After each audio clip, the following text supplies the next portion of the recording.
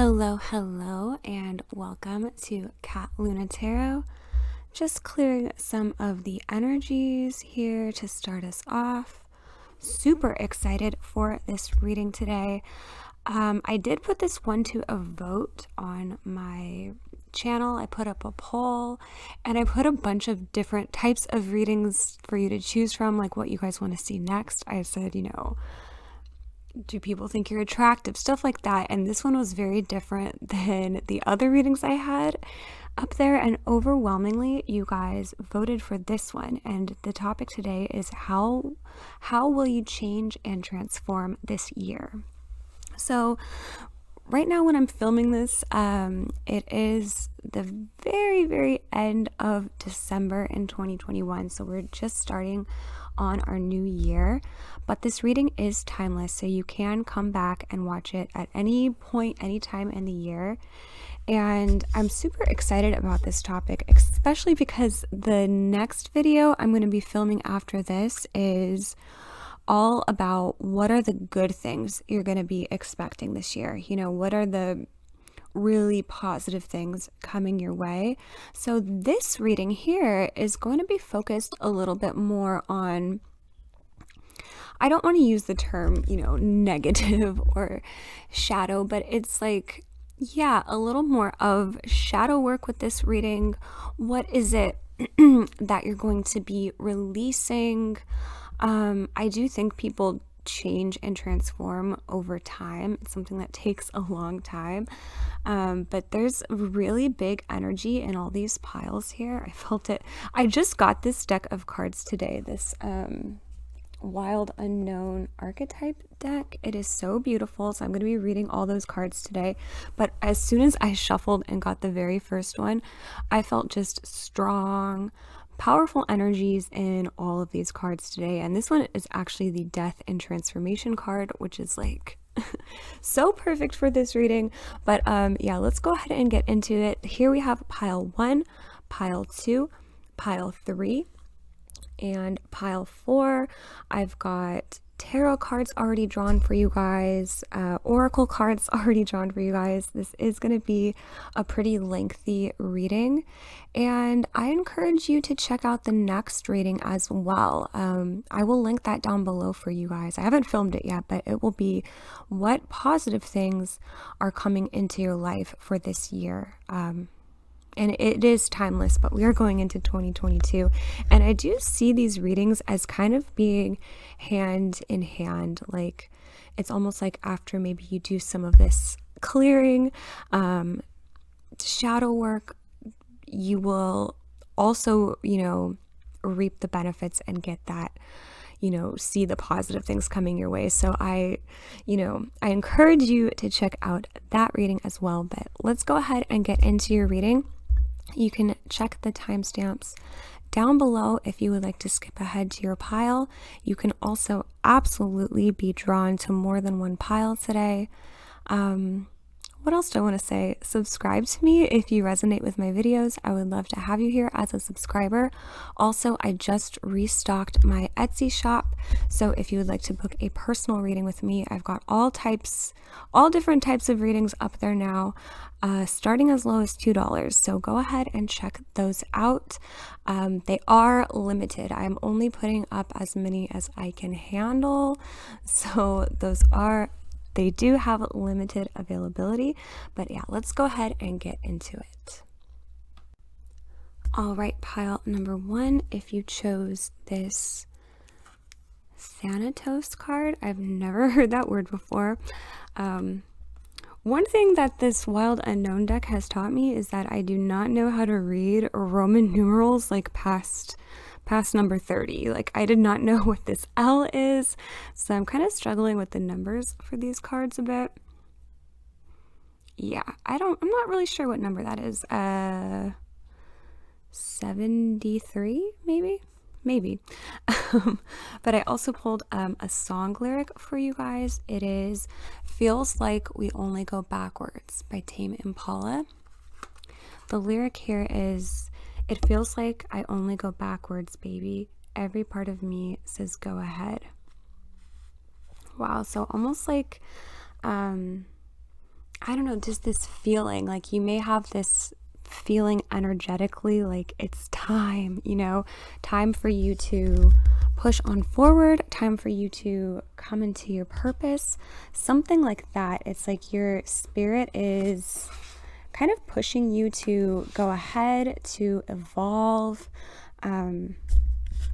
It's like a feeling of growth here. But also, because it says it feels like I only go backwards, it's almost like this feeling of resistance here with this lyric, like you're wanting to push ahead, but you're kind of stuck or stagnant or feeling like you're going backwards. It's kind of the feeling I'm getting from this lyric straight off the back. So you could maybe want to listen to that song if you feel called to, because there could even be additional messages in there for you. So before we get into your tarot, I'm actually going to read this card here. Oh my gosh, give me a second to find that number. Okay, I know it's towards the end. Okay, we got... Oh my goodness. Okay, wait. Yeah, it's towards the end. Oh no, wait. Thanatos?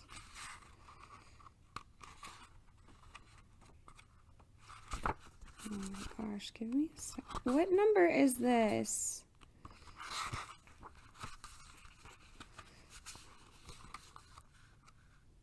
Okay, I need to pause the video so I could find this number. Okay, that literally took me like 10 minutes to find, so I had to pause the video. Yeah, I gotta learn these Roman numeral numbers.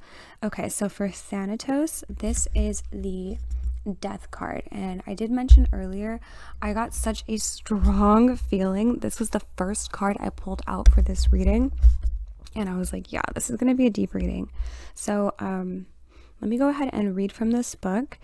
It says, "It is tempting to oversimplify death and sum it up as transformation, but the true archetypal resonance of Thanatos cannot be easily assimilated or contained. Death is ongoing and omnipresent, an eternal response to the gift of birth. Witnessing the ending of another being, creature, phase, or stage has deep consequences for the psyche. We are forever changed by Thanatos as it sweeps us under its wings, making us relinquish control in every form. It leaves a mark of ash upon our heart, signifying we have touched the cusp of the underworld and will return to the land of living eventually, with more compassion and wisdom to share. This capacity is needed in our world. One who has faced the annihilation of Thanatos can face anything. When this card appears, it signifies an initiation into the underworld." And it's giving me major Scorpio energy here. Scorpio does rule the Death card, death and rebirth. It also says here on like the side of this page, though, there are those with a great gift for navigating Thanatos energy.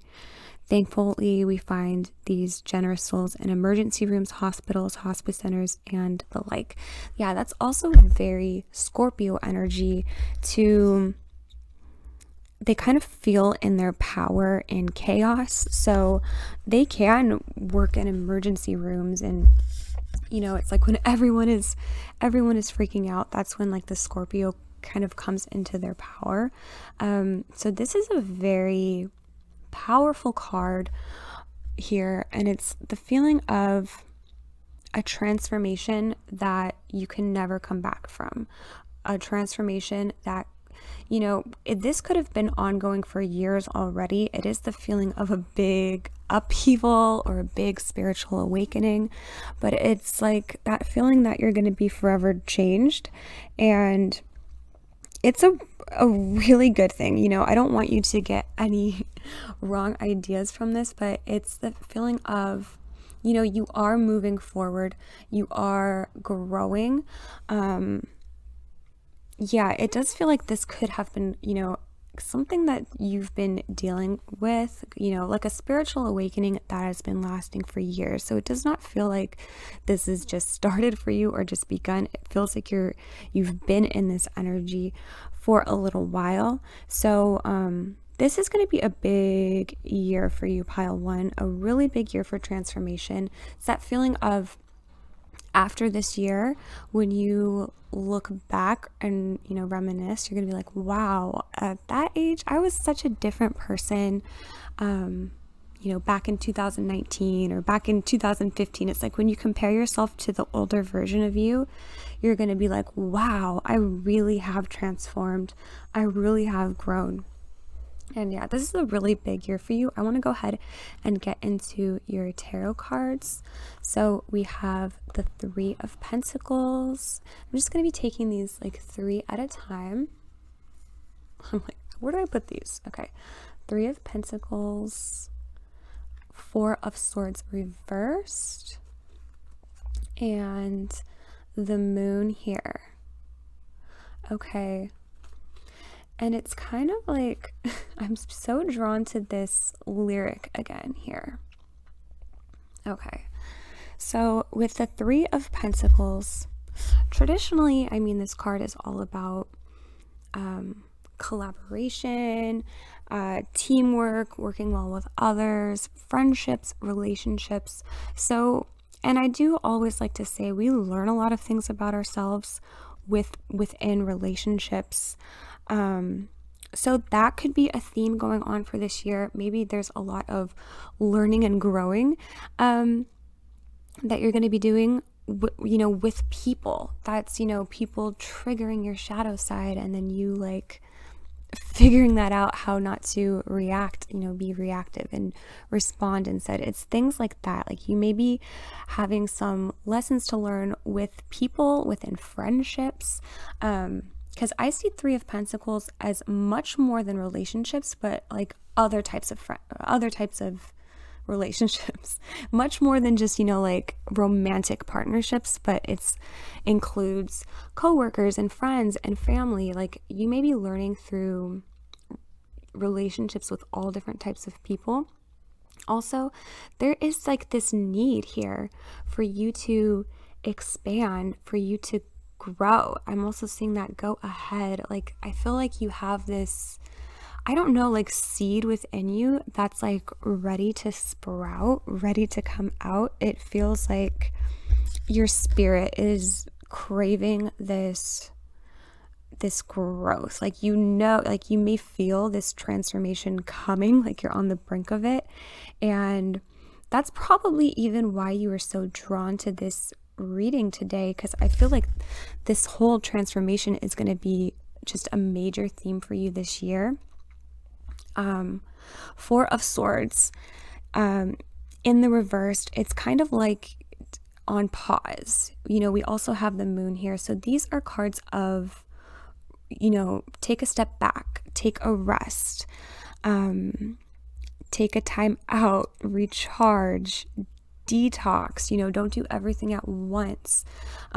These cards can come out when you have some sort of emotional burnout or exhaustion, and it's like the combination of that Three of Pentacles with these two cards, it's like so giving me the energy of this song lyric again. It feels like I only go backwards.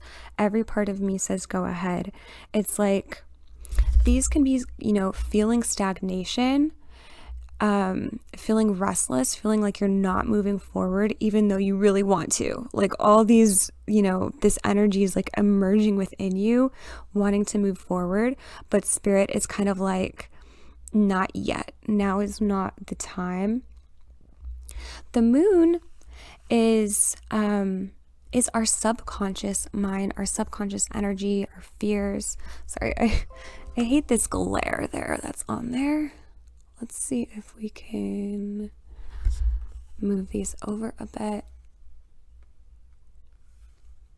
Yeah. So the Moon can talk about fears, anxiety, our subconscious fears. And it's like, it's a feeling of you want to move forward so badly, maybe even just with your masculine energy. But spirit is like, no, take a step back to focus on these subconscious fears the moon can be about things that we suppress, things that have happened to us in the past that maybe they were too overwhelming, emotionally overwhelming for us to deal with. So we kind of just block them out. We don't want to look at them right away.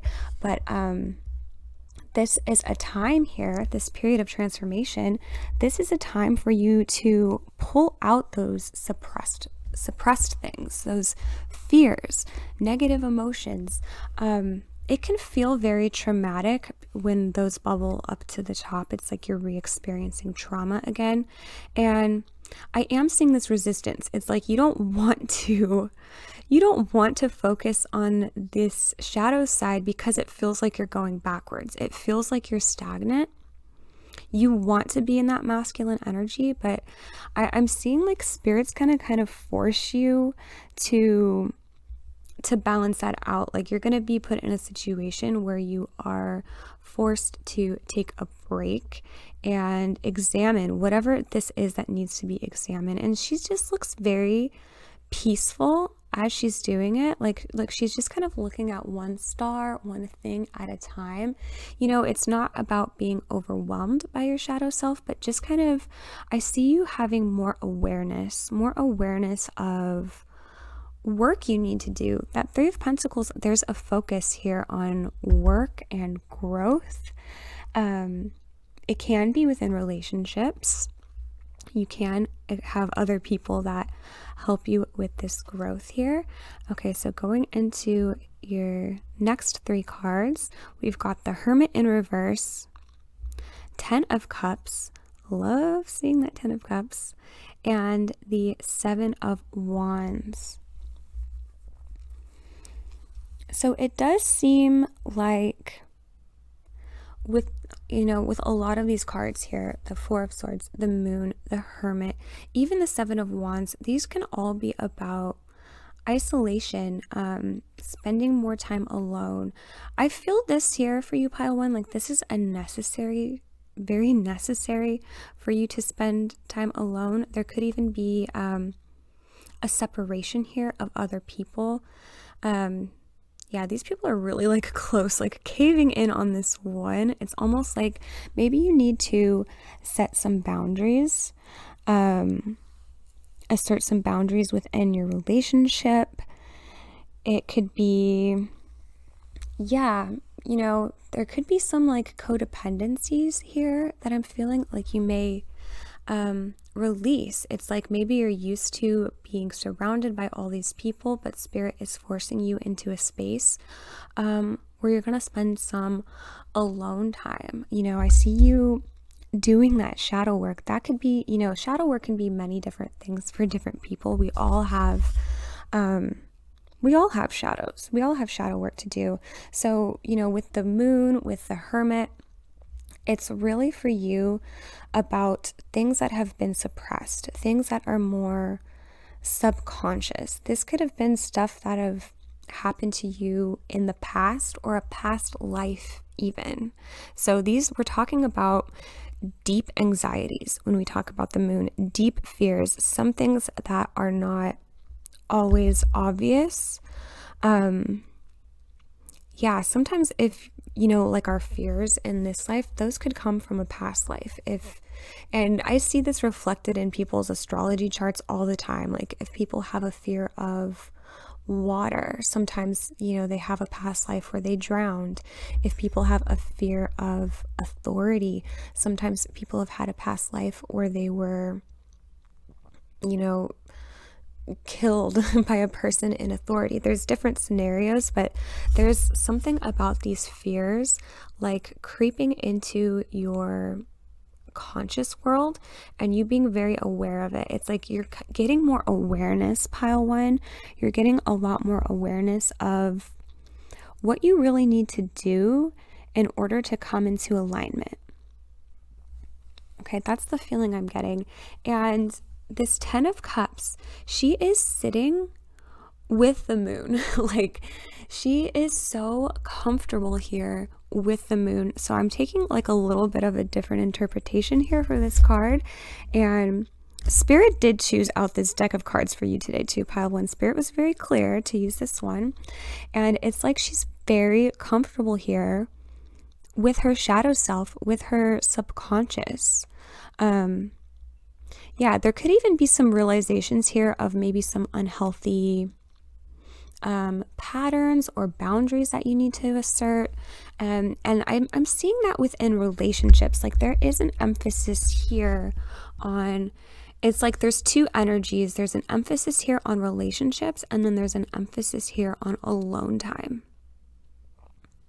Oh, I'm so drawn to this Peaches album too. I love that band. It's very, very sexual energy with that band Peaches. So that could also be a clue or something you are working on. Let's see, you know, balancing your sexual energy, balancing feminine energy and masculine energy. This is not an easy year for you, pile one. I think when you have this big of transformation, it can't be that easy. I'm seeing like a bit of resistance. I'm seeing a bit of the Four of Cups here. It's like sadness. It's a feeling of you really are getting closer to alignment, pile one. So in order for you to get closer to alignment, it's like you have to realize first what isn't in alignment. And a lot of those patterns are going to be coming through in your relationships. And I see the Queen of Swords here. I almost see this as a progression, you know. We're kind of starting off with this energy and we're progressing into this Queen of Swords. You know, maybe that's coming a little towards the end of the year for you, but the Queen of Swords is very independent. She's very direct, and she has these clear-cut boundaries with people. So almost seeing you moving from this place of codependency, you know, having realizations, to then being like, I know what I need to do. I know that I have to, you know, assert boundaries where I need to. Queen of Swords is very independent. So I'm seeing you moving from this codependent energy to independent energy. And I'm not going to lie, there is a period in between this transformation where you're feeling very uncomfortable, because these cards here, a lot of these cards are, there's mixed energy here.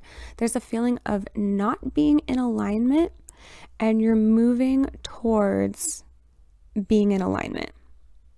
I know this pile one is very, very vague. Like, I know a lot of the times you guys, you want like actual specific events. Like, am I going to meet the one I love on which day? And that's just not the energy I'm getting here for this pile one. This is really, it's vague because it's very big energy. And I feel like a lot of people here are going to probably pick this pile and another pile, because maybe we can get more specific with other piles, because this one is like this overall really big energy here. So Four of Cups, it's like, don't force anything. I can see here with Page of Pentacles, it's like, you know, this could be, you are feeling a lack of progress here. So I feel like overall for the year, it feels like you're only going backwards. It feels like you're not moving at all. And there's some frustrating energy with that feeling. But I think Spirit wants you to know, it's like this pile here, this is so like divine timing. These transformations you're going to be feeling, like it's going to take, this is a process for you that's going to take years and years, pile one. This is all about you coming into alignment. Okay, take your struggles this year as teachers, especially with relationships. If you feel like you're you know, coming into resistance with anybody or coming into reactive energy, these are your shadow sides coming up. These are like a mirror being held up to you, showing you your own shadow sides, showing you your own work that needs to be done. If anyone pisses you off this year, pile one, I think there's a message here to look within yourself as well. Like, do I have the qualities that person has that is making me angry? For instance, a lot of the times, if like I run late everywhere, that's something I don't like about myself. I hate it when I'm late, but then I find when other people are late, I get annoyed as well. And it's really that I'm not annoyed with this person as much as I'm annoyed with myself. You know, everything is a reflection. These little annoyances we see in other people, we have those same things within ourselves. So it's a feeling, pile one, of these shadow things coming up for you in order for you to have this like realization that's the work that you need to do, that's what you need to release. I hope that makes sense, pile one. Let's get into some of your oracle cards here. We have no one is yours but you. You know, let me clear out the tarot here.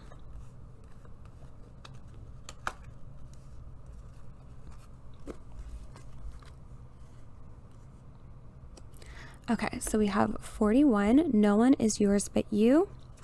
Spirit did say to grab 3 cards here from the Iris deck. 29, stay back, and 35, left out with the wolves. I feel really called to read this one here, at least 41. Let's see.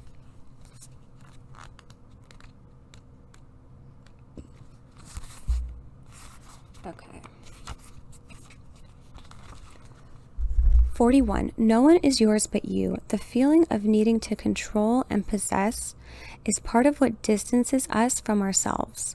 We feel so much love for people in our lives, those who are always there for us, and the ones most transient.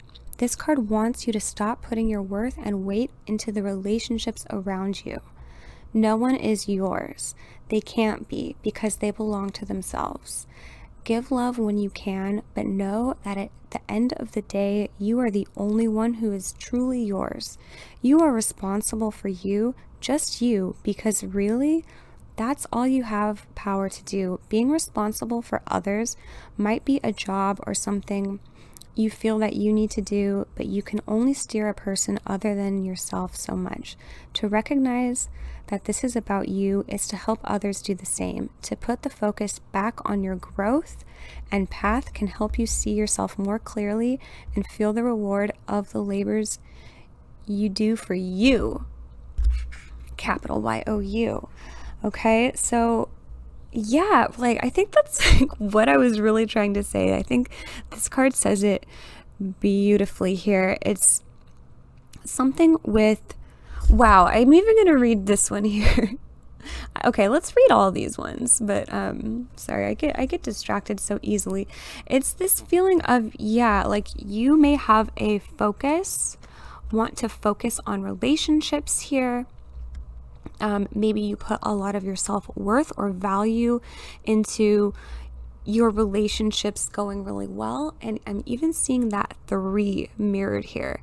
And yeah, that feeling I was getting with the 3 of Pentacles, it's more than just a romantic partnership here that we're talking about. This is all types of relationships, so platonic relationships as well. There's definitely a theme going on here, like you're being pushed into this hermit mode, this space of being alone. And the hermit is about, you know, looking at your own intuition. The hermit is alone, okay? They're not out with people, so there's almost this resistance here, but I feel like this is a part of just a really big lesson that you're learning here. Pile 1, let's go ahead and read these cards. These are coming out as very significant. I think all the cards are pretty significant. We can't play favorites here. Okay, so it says stay back. It seems that we are taught to openly let others enter and leave our space as they feel. It is not your obligation to give others what they want from you just because they want it. We need boundaries. At any time, we are each doing the deep and transformative work that we cross on our paths. The desires to love and give are gifts, and to have those gifts can honor so many who are part of your life. However, let us not be taken just for our tenderness. We all have venom. It helps protect us, especially during deep times of transition. Don't be afraid to use your venom to keep others at arm's length.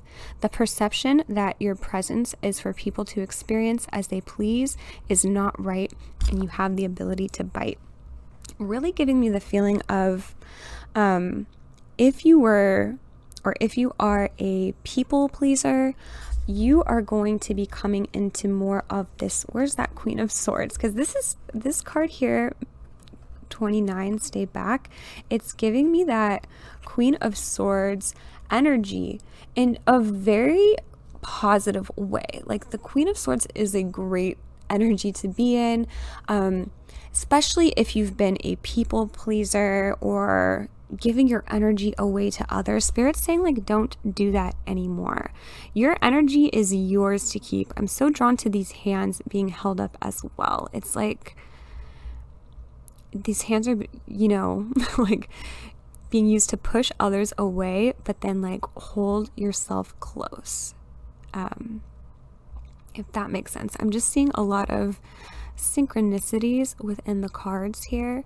Left out with the wolves. Yeah, it's a feeling, pile one, that you're going to be spending a lot of time alone, and I think Spirit wants you on purpose to, you know, separate yourself from some of these relationships, and it is to learn more about yourself. That's the reason it's happening. So there could even be for some of you, some kind of like spiritual influence. Maybe you feel like some relationships have ended, or you feel like some people have left you or abandoned you, but that's really not what's happening here. It's not personal. Like, Spirit is not trying to punish you.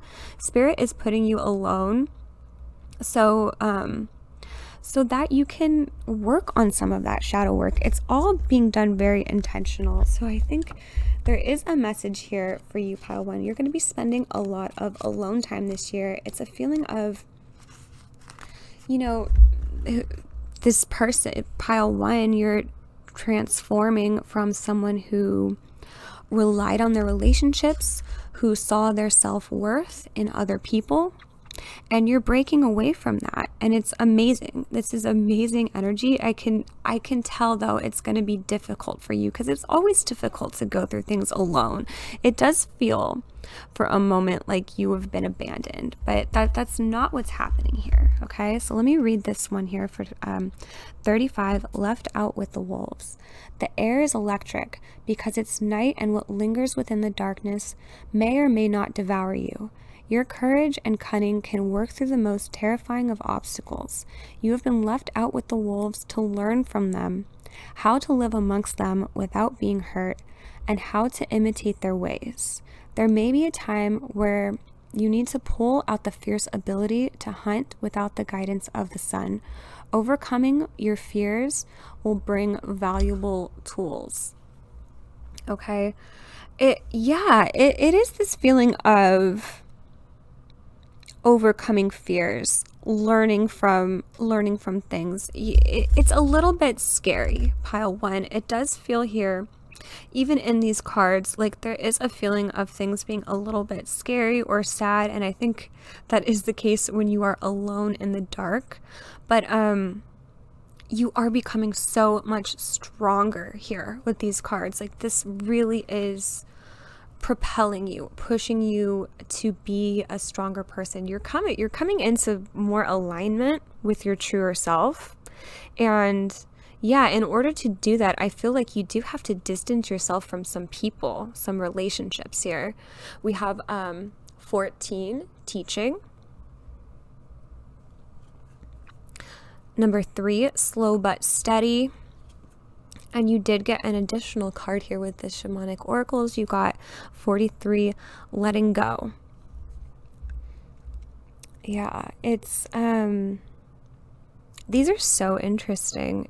There's major major lessons here you're going to be learning. So it's a feeling of, you know, especially within your relationships, if you feel abandoned by anybody or like a relationship has ended all of a sudden, I think Spirit wants you to kind of step back and see what the lesson is here. What is it that Spirit is trying to teach you or show you?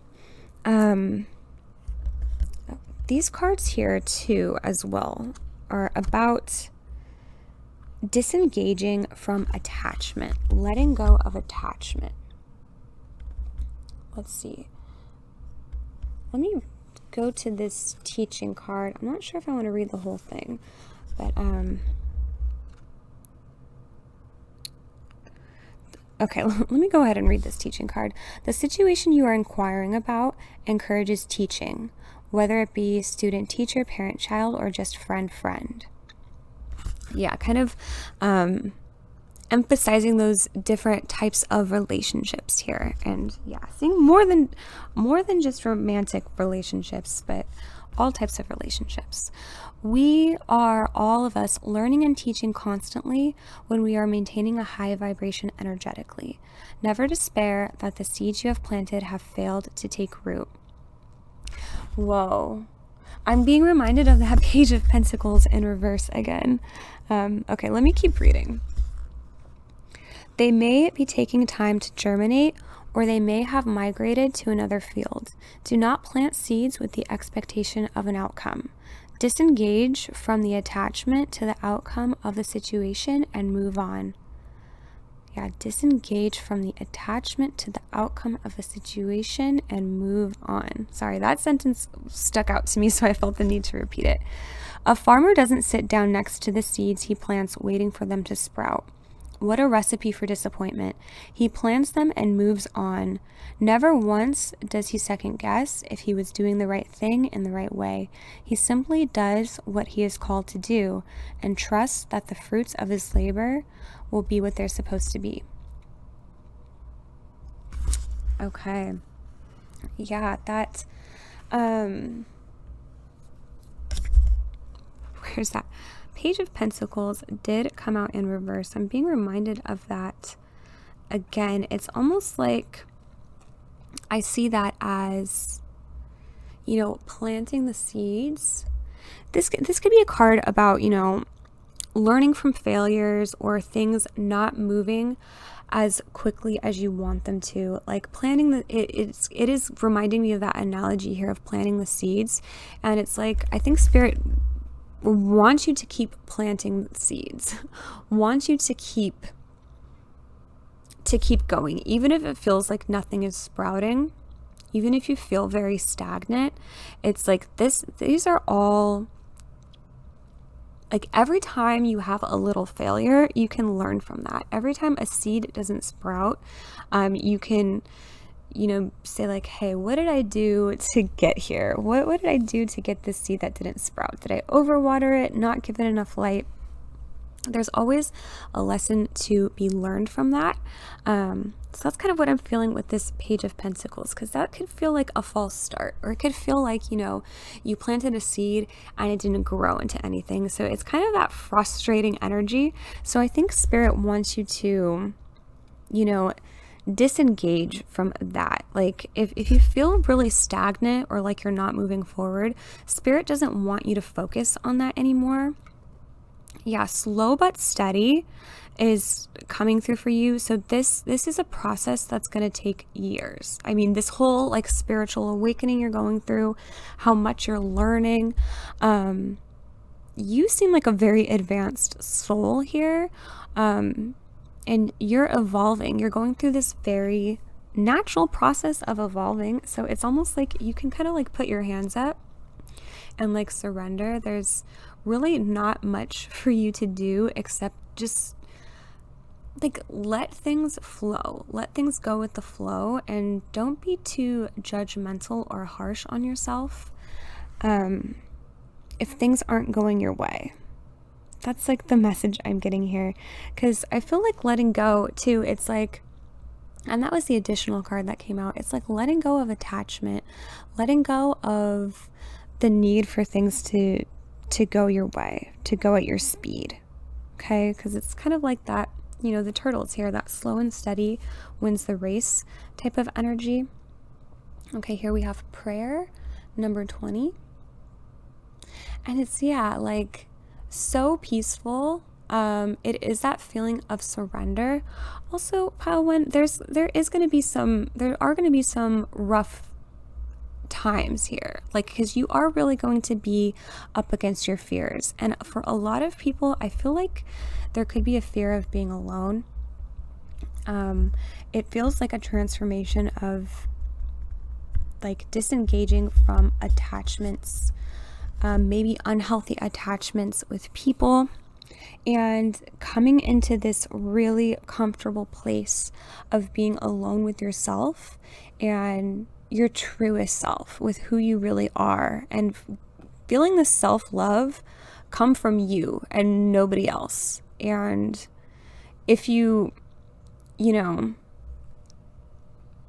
if you have relationships that like go south this year or go sour, if that affects you really greatly, Spirit is like moving you to this place of where you don't need other people to define you anymore. You don't need, you know, someone to say I love you in order for you to feel loved. You can feel that all within you. It's like, yeah, I'm being drawn to that seed analogy again. It's like you feel like the seed hasn't sprouted, but it's always been viable. You've always had this inner wisdom within you. It is giving me the feeling of inner wisdom. Here we have time. Time spent worrying is time spent. And I'm putting that right over slow and steady over here. Yeah, teaching, slow and steady. Such a stillness to a lot of these cards. It is like, yeah, I think that's just confirming here for me that this is a long process you're going to be going through. Hold on, let me switch these because of the glare. Okay. Discipline. I can accomplish what I set my mind to. We've got loosen your grip, coping mechanisms, density, addiction, let God in. And whale and orca elders, share your song, frequency of sound, diving deep.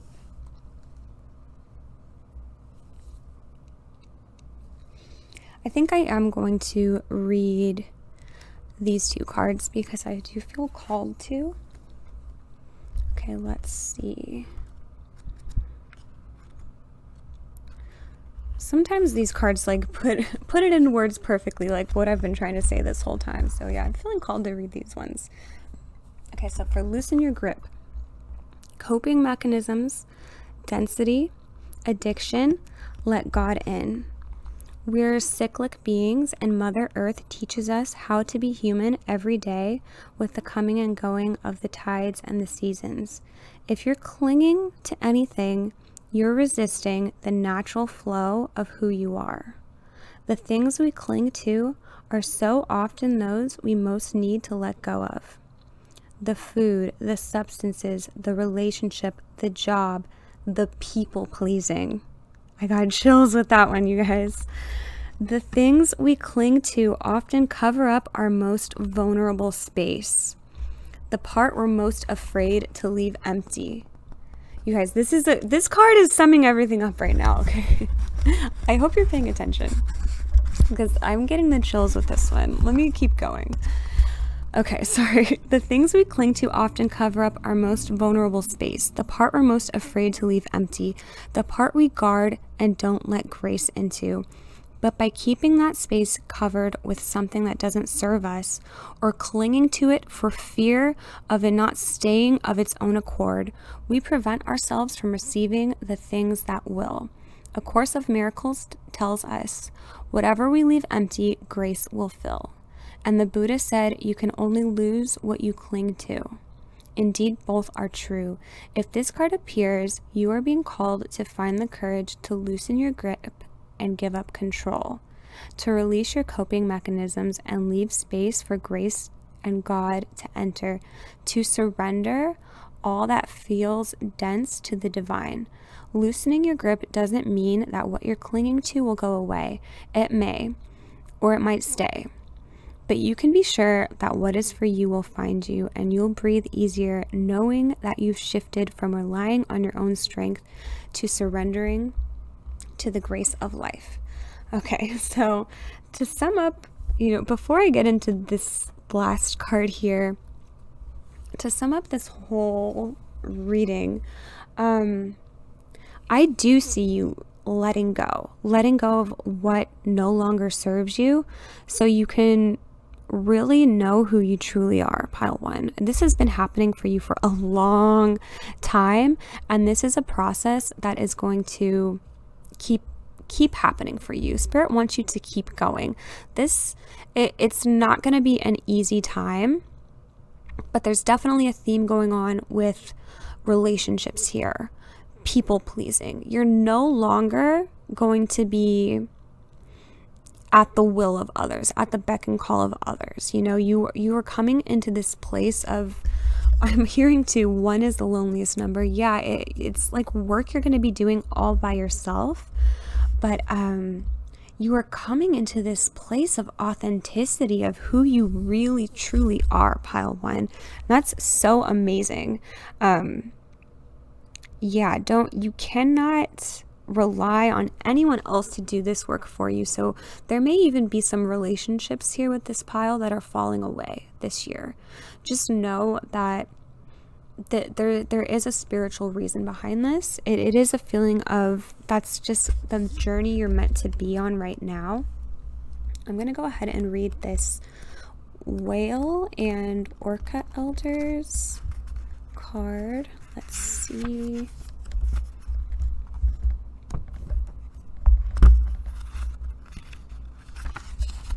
I can find it. Okay.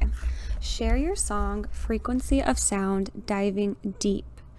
The Whale and Orca Elders are benevolent cosmic beings here to anchor a frequency of love onto the planet.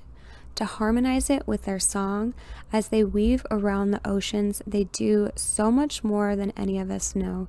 Their physical presence affects Earth's magnetic field, and their harmonics call us to wake up and remember our own soul's song. Looking into the eye of a whale is something you'll never forget. Whales see into your very being, and in an instant, you're changed forever. Yeah, like, what did I say in the beginning? Okay. They see beyond the physical, the woundings, the identity, the personality, the story. They see right into your soul. If you pull this card, you're being called to surrender to your deepest truth and share it with potency, to bow to who you truly are, to stretch your heart wide enough to hold it all, to leave your fears, doubts, and baggage at the door, to question any part of you that doesn't feel good enough. The Whale and Orca Elders want you to give others the privilege of seeing who you truly are, and for you to see the same in other beings, to drop your hang-ups and personality flaws and get busy revealing the unique note your soul came here to sing. Allow the song that echoes in the 4 chambers of your heart to emanate in all 4 directions. Peel back the layers of suffering and pain and reveal to others your soul's true song, and endeavor to see the soul of all those you meet. Guys, I have such strong chills here with this reading, especially with these last 2 cards.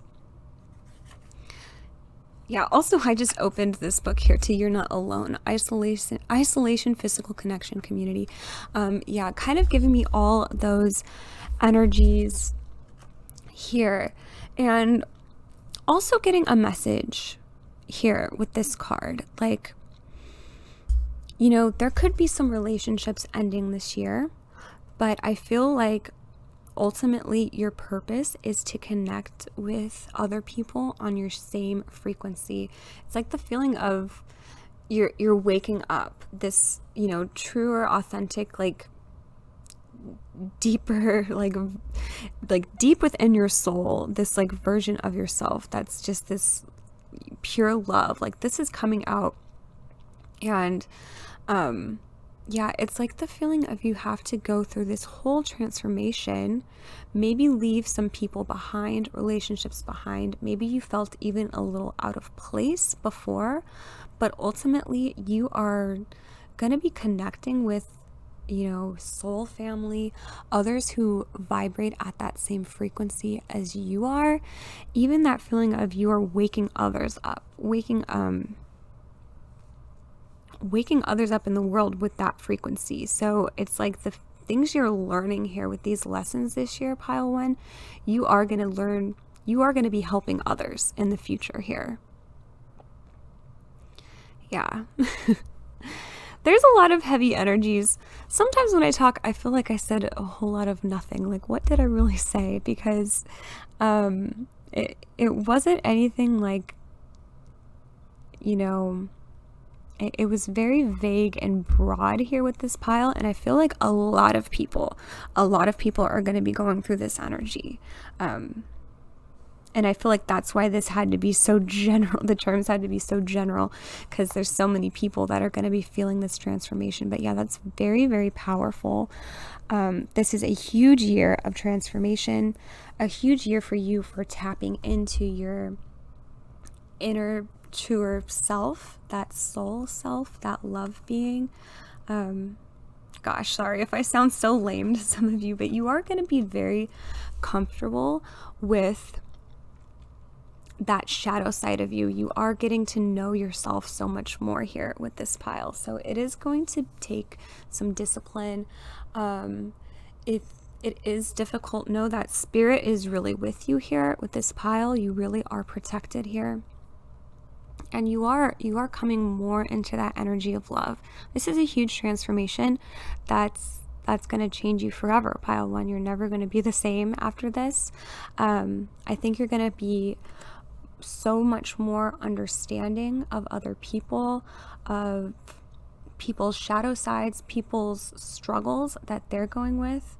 You're becoming a more, I feel like you are already very empathetic, but that you are becoming more tuned into your soul self and your higher self is what I'm feeling. So these challenges you are going to persevere. You are going to, yeah, I'm even drawn to this like purple here coming through at the center of the reading. Yeah, it's like slow but steady. Okay, so pile one, this whole transformation is going to take a long time for you. Don't rush it. Go with the flow type of energy. Surrendering is going to really assist you here, really help you out through this difficult energy. But those are the messages I'm getting for you, pile one. Please let me know in the comment section if you chose this pile, if it resonated with you, if it made sense. If my videos do resonate with you, please do consider becoming a subscriber if you're not already. I put out new videos every week. I also do live readings on the weekend where I answer questions just for my subscribers.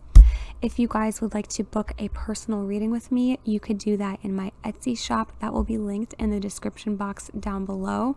And also check out the next video I'm going to be doing. That is what good things are coming to you.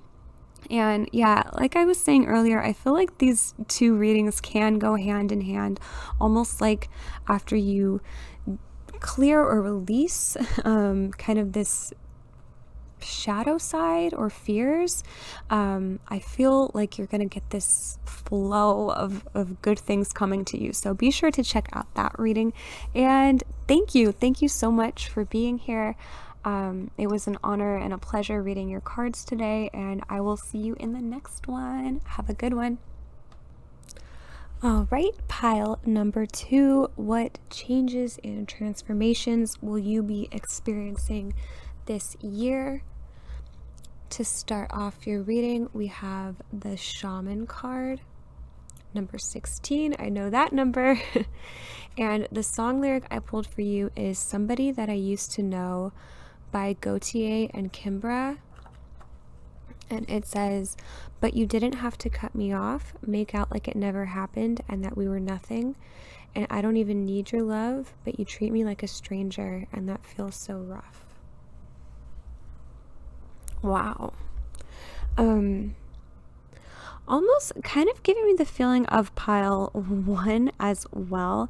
I know pile 1, a major theme for that one was relationships and feeling like they can access their love from within rather than from relationships. So there was seeing with pile 1, you know, a distancing of relationships in order to feel that inner love. And it's kind of like, you know, I think I'm being drawn with, I don't even need your love. It's kind of giving me some of those same feelings I was experiencing in pile 1. But yeah, I do want to get to more of your reading. Maybe we can circle back to that song lyric there. This can also specifically be about a relationship or an ending here. You know, I don't think this is not a reading to surprise you. I'm not trying to say like, oh, if you're in a relationship, you guys are going to break up. No, that's not what I'm saying. But there could be some lessons to learn within relationships, and there could be a rough time that you're going through. But yeah, let's circle back to that lyric once we get into your reading a little more. Let's start off with this card right here, the Shaman. I'm going to go ahead and read this card from the Wild Unknown Archetypes book. I just ripped open this deck today. I just got it delivered like right before this reading, and I was so excited that this deck made it in time for this reading. But I'm not familiar with it yet, so I'm going to be reading straight from the book here. So the Shaman, the Magi, the Sorcerer, the Medicine Woman. 3 archetypal ingredients constitute the Shaman, and all must be present in order to reveal its magic. First, the Shaman is activated by long-standing and diligent study, the mentor. Second, its orientation is generously and accurately aimed toward the healing of the self, the other, and the culture, the healer. And the third, the Shaman has a knack for finding doorways to the other world, allowing psychic visions and old magic to leak into this world, the unseen. In this way, the Shaman is a master who bridges the everyday and the sacred, revealing potent power needed desperately in our time. Yet where there is power, there is shadow. So the Shaman must be vigilant in studying their darkness. This card reminds us that the force of healing is ultimately not our own. We must shape it and share it with the world. On the side here, it says, contrary to popular belief, the Shaman archetype appears in every vocation. Teachers, directors, surgeons, politicians, and poets are just a few of the faces a shaman may wear. Wow. When light, fearless student and practitioner. When dark, overpromises, blames, hurts self and others. The Shaman can't be rushed. Working with this archetype requires study and perseverance. Think of it like bringing or marinating. The content must be permanent, must permeate every fiber of its being. Wow. This is just like with pile 1. This is major. It just feels like a major archetype, a major transformation. Feels here that shadow work, and that was kind of the intention of this reading here. Like, what kind of shadow work are you going to be doing? What are you going to be healing? Or, you know, what energies are you going to be moving through? What transformative energies? And it feels like, as well as for pile 1, for you pile 2, you've got some major transformative energies that you are working through this year. Yeah, you could also be drawn to pile 1 or honestly any other piles today, but there is like going to be a period of you like confronting your darkness, looking at your darkness. The Shaman, you know, I see teachers as students as well. Like you have to be this forever student in order to then become the teacher.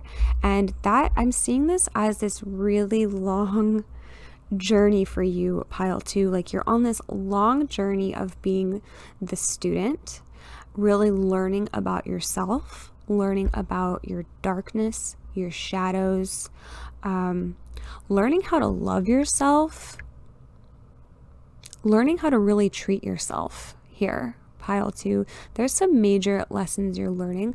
Also, you could, as well as pile 1, be learning through relationships with other people. It does feel like this really big, like a long journey you're going on, pile 2. So you right now are learning as many things as you can, and it's like you're going to be learning, you're going to be using all of this information, all of these lessons. You're going to be using them to help others. The shaman is the teacher. So it's like you got wisdom, pile 2. You are accumulating your wisdom. It's a feeling of, I feel like in the future, you really are going to help out other people. That, you know, that it's all, this is very spiritual. I think with pile 1 as well, this is going to be like a very general, broad reading. But you're just like on your way. You're learning all types of spiritual lessons this year. So really learning about yourself, really learning about your own shadows, and you're going to use that. You're going to use these lessons to help out other people.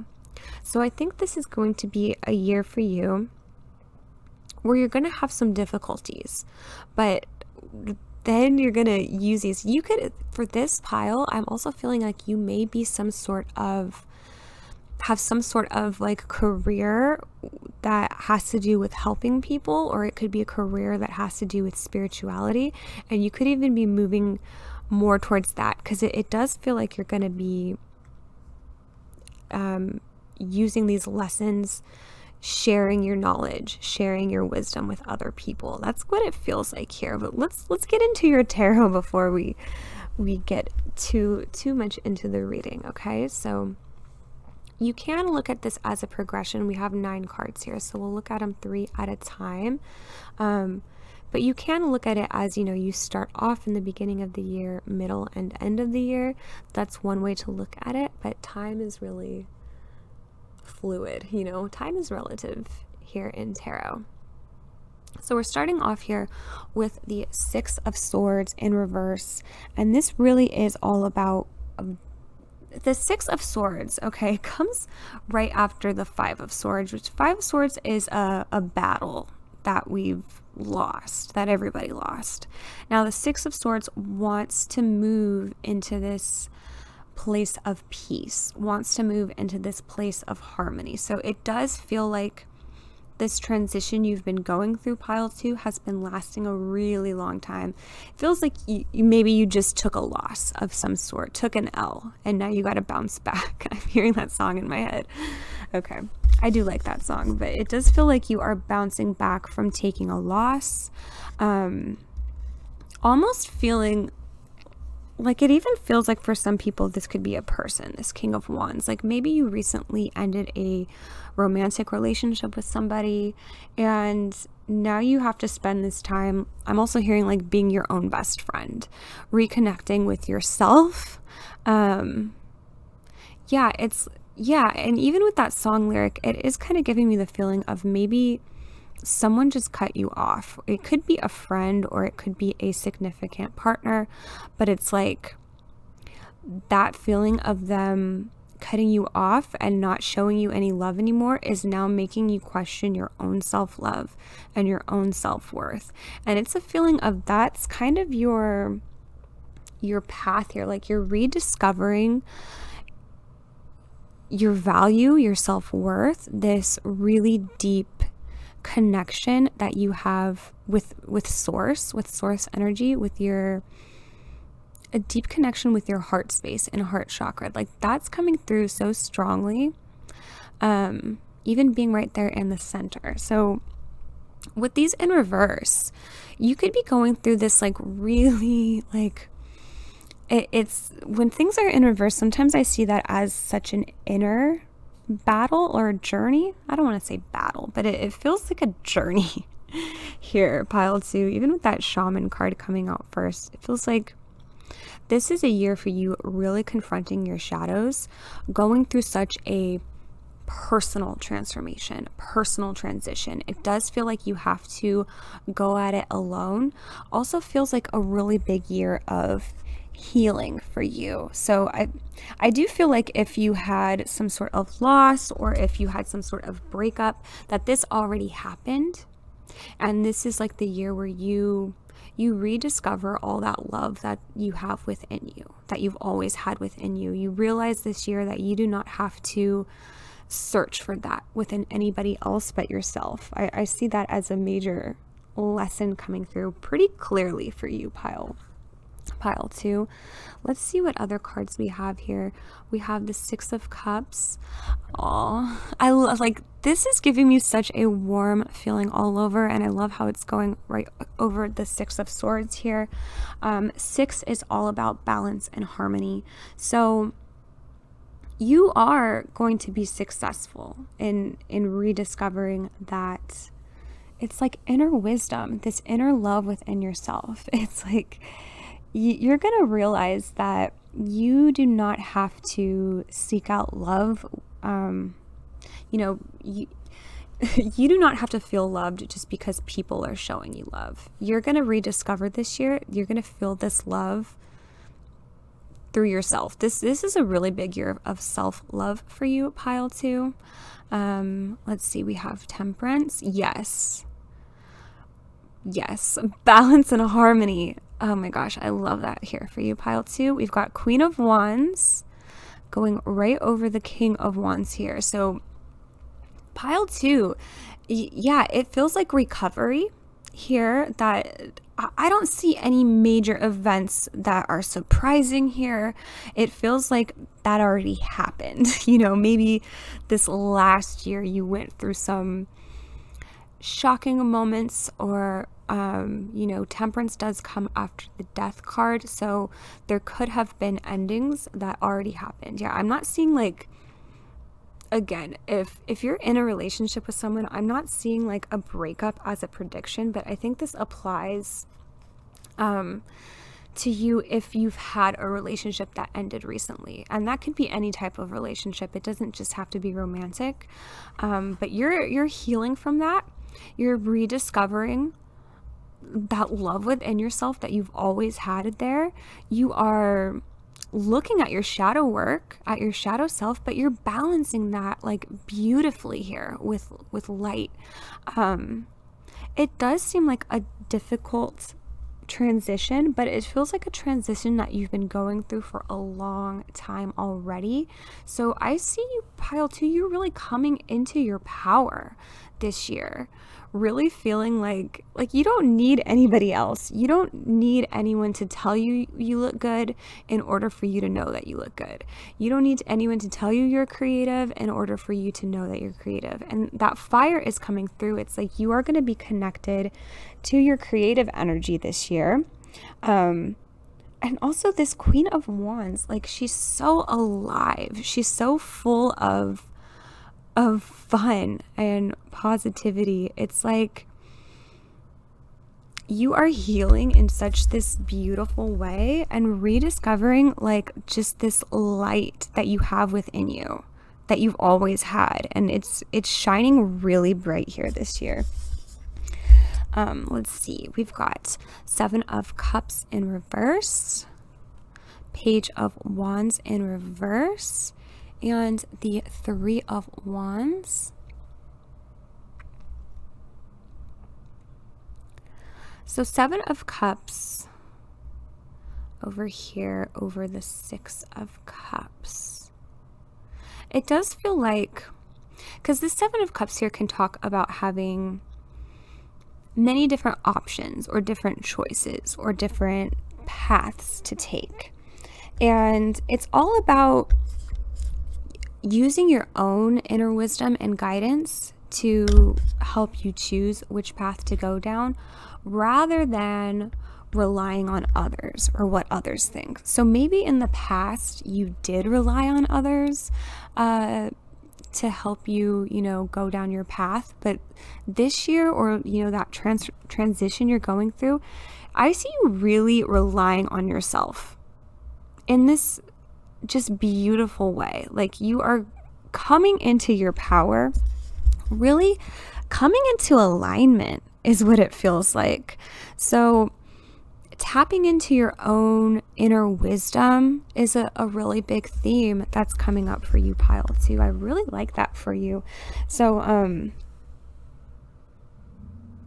yeah, this Seven of Cups card can mean alignment, not being as confused anymore by your options, but now that you're more connected to spirit, choices are becoming easier for you. Okay. This Page of Wands here in reverse, it's like you feel this energy. This has already been happening for you for a while. I feel like with that King of Wands, Page of Wands, you've been feeling this like coming up within you, this, you're feeling more individual this year, more creative, more self-reliant this year. So, but there could be some periods where you maybe need to redirect your energy or redirect your creative energy. I think Spirit just wants you to rely on yourself more, to play with ideas, to try new things, to not worry about making mistakes. This page here, she's not really worried if she's going to catch this baton. She's like, oh, well, if it falls, oh, well, I'll try it again. She is really, truly living in the moment. There's so much creative energy here. Like, look at how much fun these cards are having. So many wands here. You are really getting connected to your inner child this year. That's amazing. So there could be some new creative projects that you put out into the world. I think you are coming up with a plan here for how to expand. And I love seeing these threes coming up in the reading so far, because like, you are moving towards expansion, growth. I see there's going to be a lot of new opportunities for you, Pile 2. That's what you're moving towards. It's like you're letting go of what other people think. You're letting go of other people's expectations of you. Maybe your energy before was, it almost kind of giving me that Pile 1. You really could have picked Pile 1 too if this is resonating, but maybe your energy was used to please others. Maybe you always gave your power away or gave your energy away. That's kind of what I'm feeling with King of Wands. Like, maybe you gave your love to other people who didn't deserve it or who didn't work for it. And now it's like you're reserving that love for yourself in like the best way possible, because it's like when you have more love for yourself and you grow that, then you automatically have more love to give to other people. So yeah, so much creativity, so many new opportunities coming for you, Pile 2. And it's a feeling of, it's like you're going to relinquish, you're going to let go of what other people think. You're going to let go of other people directing your life, other people's opinions, and you are really connecting with your own inner wisdom, your own inner creativity. Creative projects, I think, can be very important. I know this came out in reverse, but I feel so inclined to put it in the upright. I'm just feeling with that Queen of Wands, King of Wands, Page of Wands, like almost all the Wands face cards here. I feel like you're going to have so many new opportunities for expansion, for putting your ideas out there into the world, for sharing your creativity with the world. And again, back with that first card, the Shaman, it's all about learning stuff and then sharing it with the world. And I feel like a way you're going to be doing that is with creativity. Like you could be a poet, you know, maybe these big life lessons you've learned, you can put that into art form in some way, or poetry. And you can share it with the world in this really, really unique way. So it's the feeling of you have to let go of other people's expectations of you in order to rediscover this like truly authentic, unique you. Such a good feeling here, pile 2, that I am getting. Like you are coming into alignment, and you're a very creative person. It does feel like this year you're kind of like the fog is clearing for you. So it may start out a bit foggy. You know, like maybe you don't see the path ahead right away, but as we get on, you know, progress through the year, that path, like what you're meant to do, maybe your purpose, it becomes so clear to you. So, yeah, really good feelings. Like you're going to be getting a lot of clarity this year. Yeah, I mean, growth, expansion, change, you know, really in a good way, really good changes are coming for you. And yeah, this is something you've already been working on for a long time, and you're going to be expanding and growing even more so this year. So amazing. Let's get on to some more of your oracle cards here. Yeah, we might come back to some of these tarot cards, but I love seeing like the Ace of Cups, Temperance, Three of Wands. It does feel like you are getting like a clear plan of like your soul purposes plan is kind of what it feels like here. Okay, so getting into your oracle cards, this is the Iris Oracle deck, and I'm going to go ahead and read all 3 of these cards from the Iris deck. So we have number 2, Slimy, to start us off. This deck is so unique and interesting. I'm getting for some of you, even like you might be creating a tarot deck this year, or be doing something really out of the box with an out of the box perspective, because this tarot deck or this oracle deck is such a unique perspective. And I can tell, like the creator of this deck, she said something about going through a really hard time in her life or a dark period in her life in order to create this deck. And now it connects with, like, so many people can connect to this deck and resonate and learn from it. And that's like the feeling I'm getting here with the Shaman. Like you may be expressing your creativity in a really unique way. I don't think everyone in this pile is going to be creating a tarot deck this year, but for some people you definitely could be. Or it could be something like that, where you take a really unique approach to something and kind of share what, you know, these spiritual lessons you've learned, sharing them in a creative way. That's the feeling I'm getting. But let's go ahead and read your cards. Number 2, Slimy. A beautiful but envious woman sits in a puddle of slime and a plague of frogs and blood that she has brought upon herself. In a negative place, you can tend to attract more of that energy and can dwell in a slimy, icky place. When you embrace jealousy, you do not move forward. She wears a veil, protecting herself from being seen truly. This card can relate to other people in your life, a situation, or your current state. You can't have power over others' sliminess, but you can affect your own. If you are feeling in a slimy state, you don't need to shame yourself, but have awareness. Try to transmute jealousy into inspiration, because where jealousy paralyzes your creativity, inspiration lifts it up. You might need to roll around in that gooey slime for a while before you come back to the surface. Okay, so before I read the rest here, let's talk about this card a little bit. Because I really do see you getting out of this energy.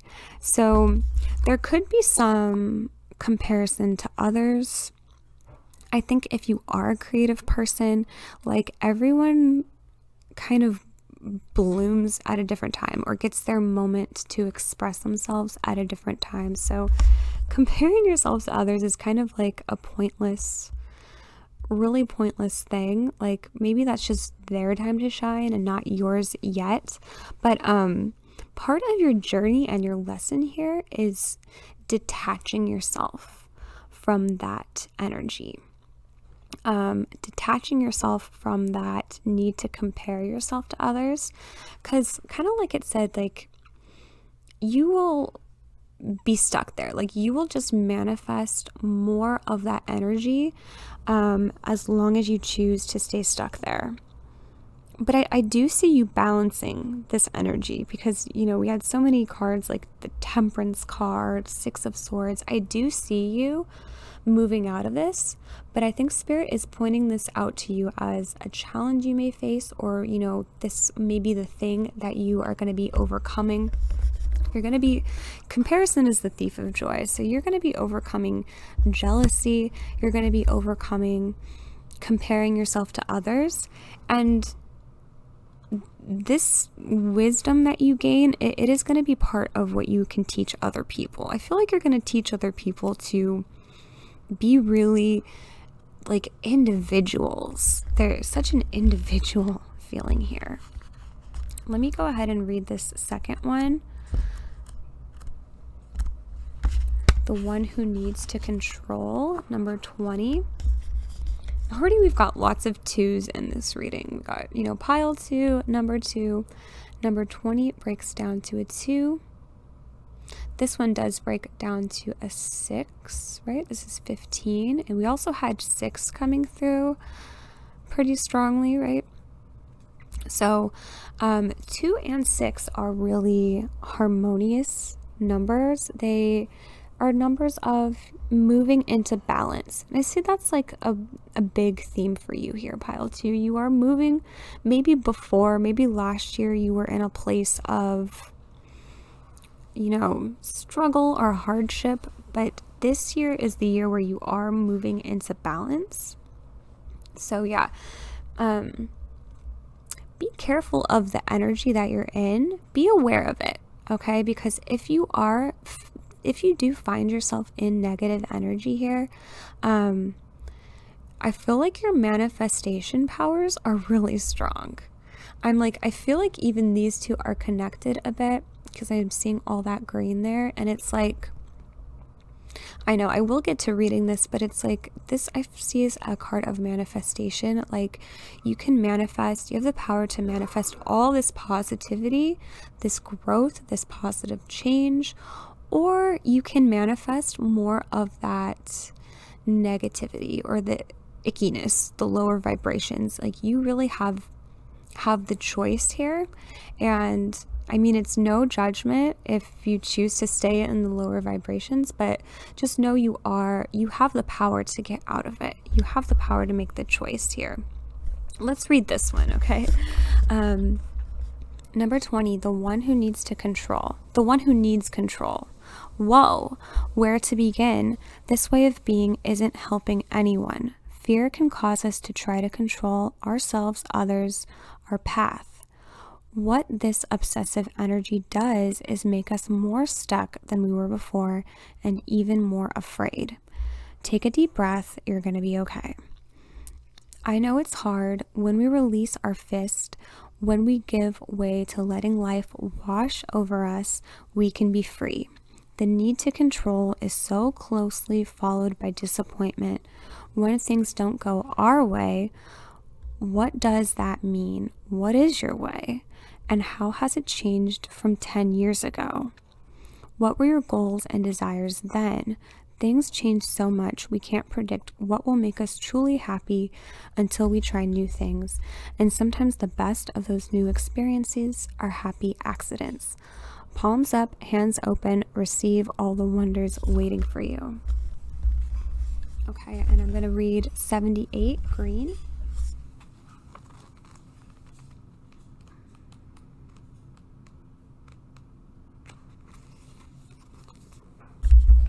Okay, it's the very last card. I was going through the pages one by one, and it's the last card. Fresh, growth, fullness, wildness. You are untamed and intertwined with the lushness of nature. Even in a concrete building, your wild weeds are peeking through the cracks. You've grown so much that now your sprouting is contagious to your surroundings. Even if someone trims back your limbs, you will keep growing. Wild, wild, wild.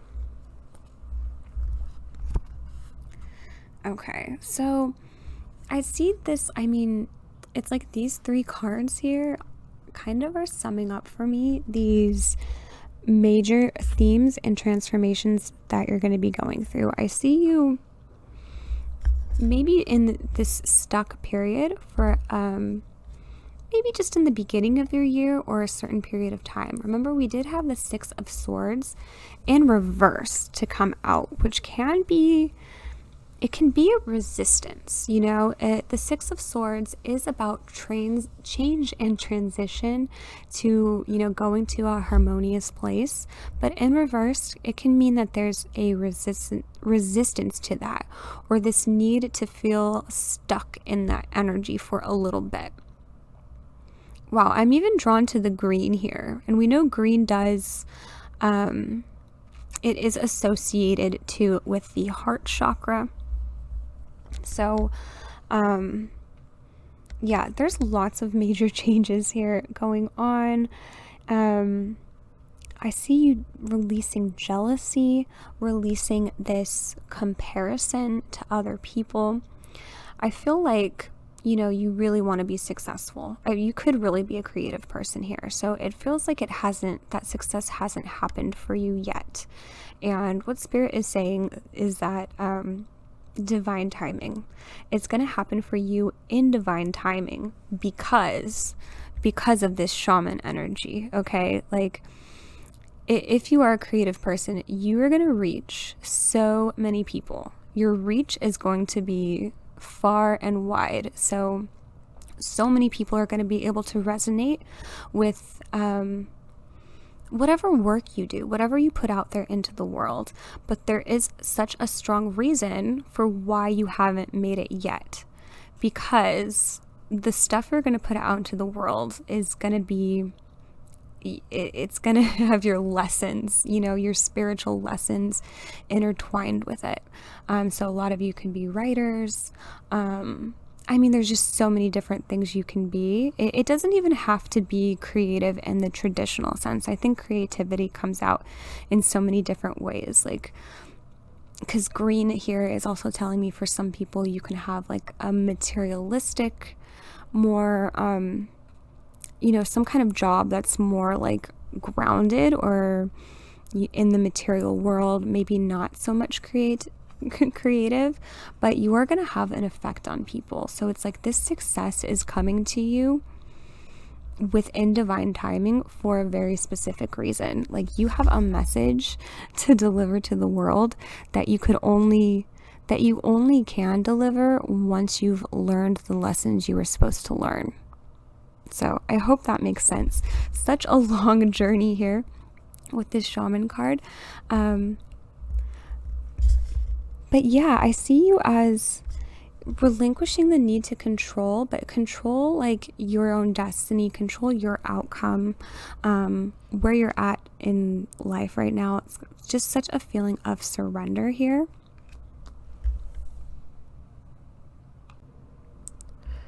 Okay, for the shamanic healing cards here, we have 25, sexual energy, 35, inner journey. Then we have 25, sacred temple.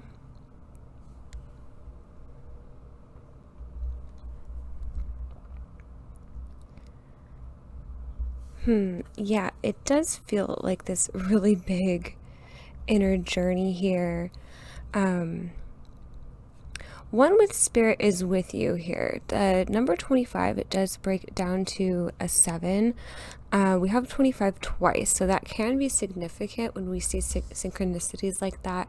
7 is the number of support, encouragement. Spirit is with you during this time, and keep going. And there was even, I pulled out this card. There's so many synchronicities with this one and pile 1. Because the card I pulled out for pile 1, let's see if I have it here. Yeah, it's this prayer card. And I feel like they're very similar energies here. They're both really kind of in this state of surrender. You know, it's like if things get difficult, I think there's a message here.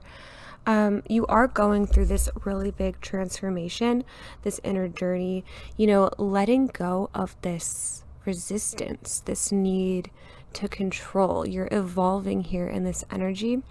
So it's just a, you know, a little reminder there that Spirit is with you. Spirit is giving you support during this time. I think Spirit does recognize that it's not easy to evolve. Here we have friend. Be as good a friend to yourself as you are to others. Self-esteem. I possess gifts of the soul that benefit me and others. And the cosmic heart. Devotion, potency, make your life a moving prayer. And yeah, that's kind of funny because I even pulled out this prayer card. So yeah, I encourage you to check out pile 1 if you haven't already, and if you feel called to, because there's just a lot of messages there. Okay, so let's look at this energy here. Sexual energy. This card does call us to look at where our, you know, our sexual energy or creative energy is directed. And there were a lot of wands in your tarot cards here. You know, we've had that Queen of Wands as well as the King of Wands. And then there is this like balancing going on with that Temperance card. So it is this feeling of balancing your feminine and masculine, balancing, redirecting your creative energy, balancing your first chakra even. There's lots of red going on. And that could be, you know, our first chakra is that feeling of safety. But I also do feel like this can be linked with your self-esteem here. And we also had said that you were kind of getting out of this stuck energy. You know, there were feelings of jealousy even, so that could be linked with self-esteem. I possess gifts of the soul that benefit me and others, which is so interesting. It does really tie back into that first card here, the Shaman. It's like the things you are learning and the ways in which you are evolving, you are going to use that to help others. And that sexual energy, it is coming through as, you know, creativity for me as well. Inner journey. Yeah, maybe we should read this one. Inner journey, number 35. Because I'm getting like a big feeling from that one. So it says, not all who wander are lost. At times we are so consumed with our own personal journey that we project our journey onto another. Every soul arrives on this planet with lessons to learn and a life to live. For as many souls that are out there, there are that many different journeys. Do not judge another's journey. Always respect where another person is on their path. Meet everyone you come in contact with where they are on their path. Do not insist they come to where you are. By doing this, you will not only expose those around you to your own healing vibration, but you will offer them acceptance without judgment. This is a great gift to both give and receive. Yeah, kind of going back to that self-esteem card even. For me, it's like about, yeah, there was a message here of not comparing yourself to other people. It does feel like a pretty rough path here. Yeah, you are really evolving. Even though friend is here, be as good a friend to yourself as you are to others. It is the feeling of you are going to be like going through this alone, being a friend to yourself. She's actually even alone in this picture, and she's kind of like relying on an animal to be her friend. Yeah, kind of that feeling here of yeah, it's very similar energy to pile one, I must say. So check out pile one, because that one I think was all about, relationships and really learning how to be on your own. But it does feel like kind of more of an evolved version of pile one. Like this could even be like later on in pile one's timeline. Here we have the cosmic heart, devotion, potency, make your life a moving prayer. And it's kind of reminding me of that Ace of Cups card too, that was coming through quite strongly for your reading. So I do feel called to read that one. Let's see. Okay. The cosmic heart. When you surrender to a state of devotion, you find yourself flowing with all of life.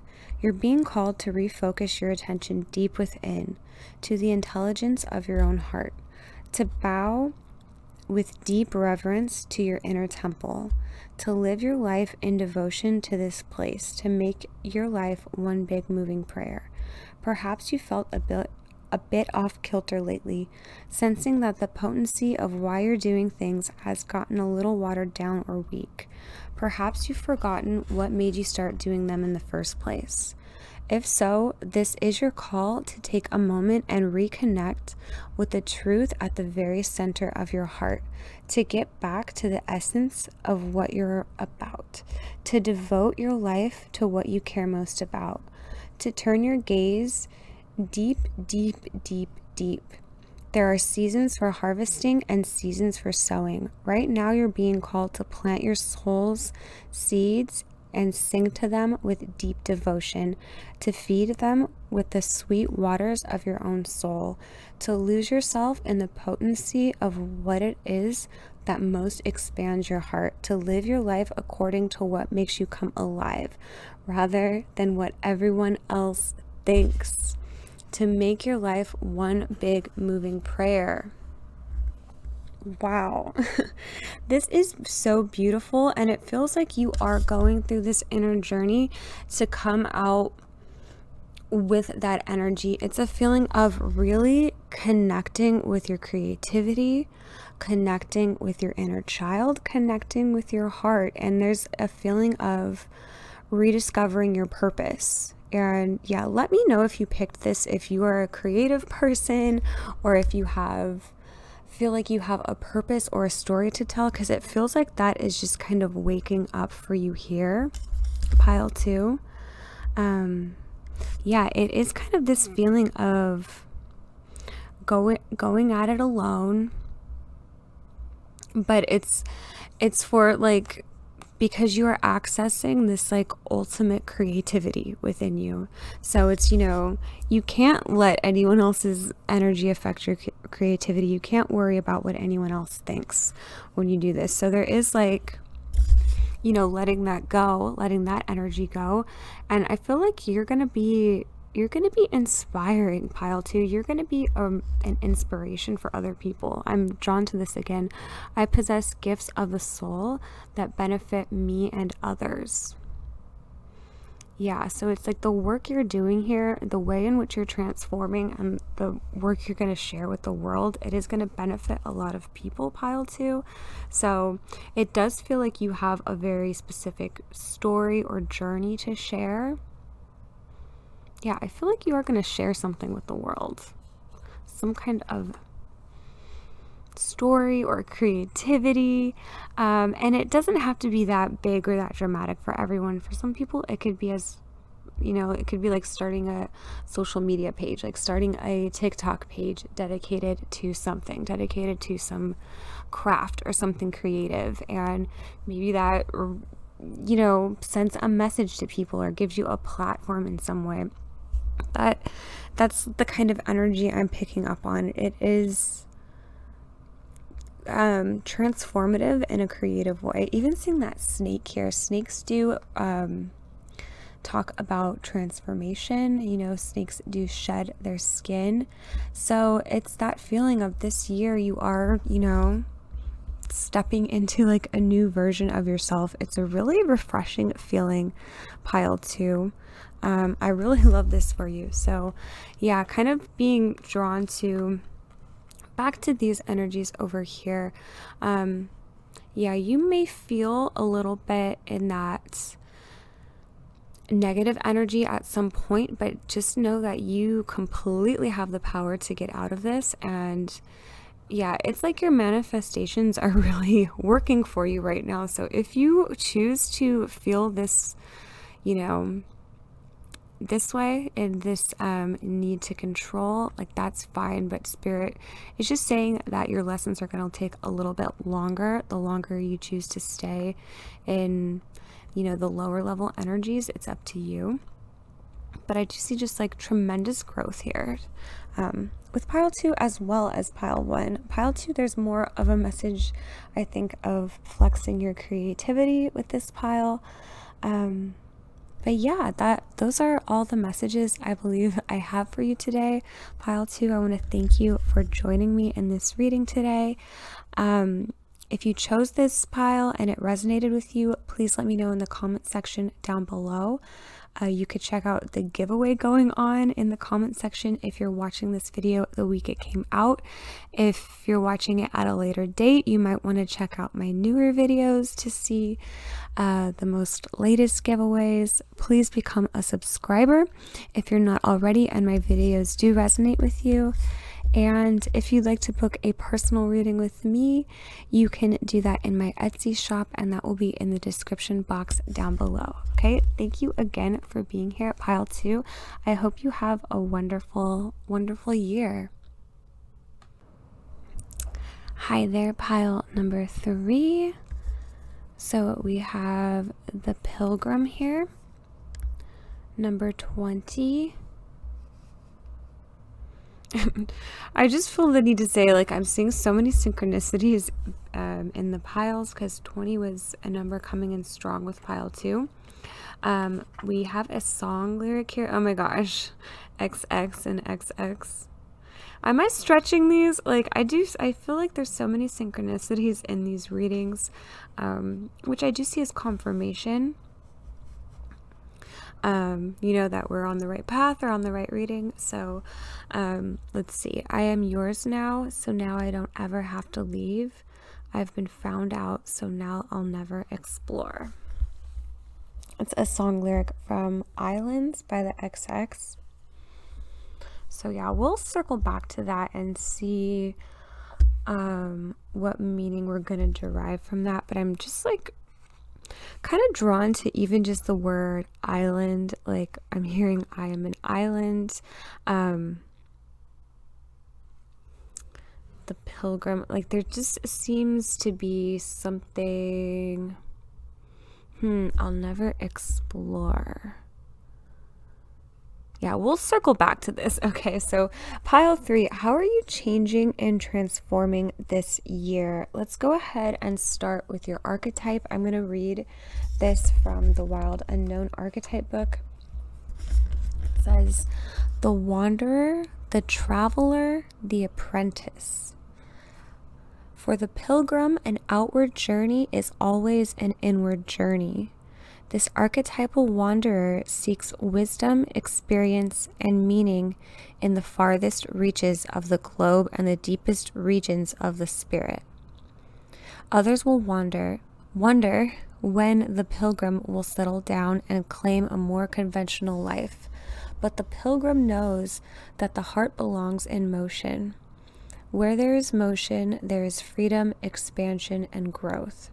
Responsibilities, social conventions, and logistics lull us to sleep, and soon the pilgrim becomes veiled in the slumber of the day-to-day.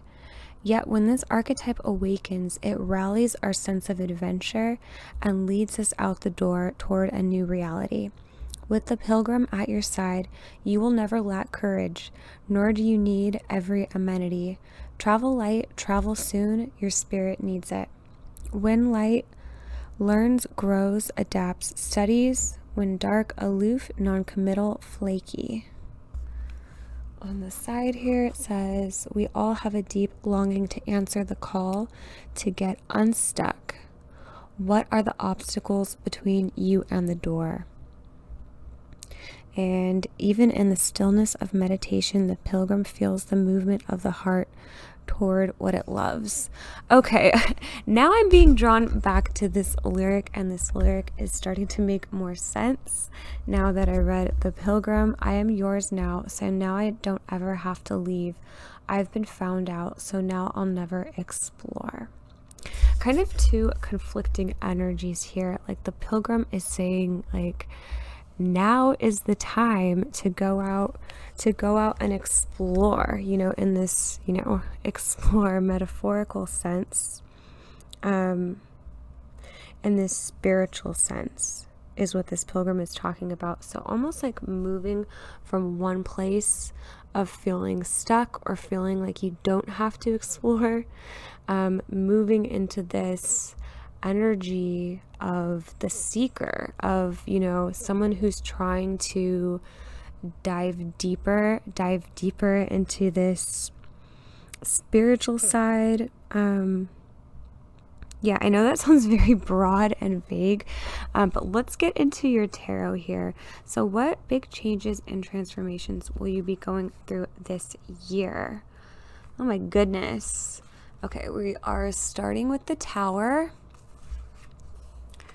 Okay, starting with the Tower, we've got 8 of Swords. Wow, so this is really, and 10 of Cups. So I have 9 tarot cards here, kind of reading them as a progression. Time is tricky in tarot, so this could be beginning of the year, middle of the year, end of the year, but remember, time is very fluid in tarot.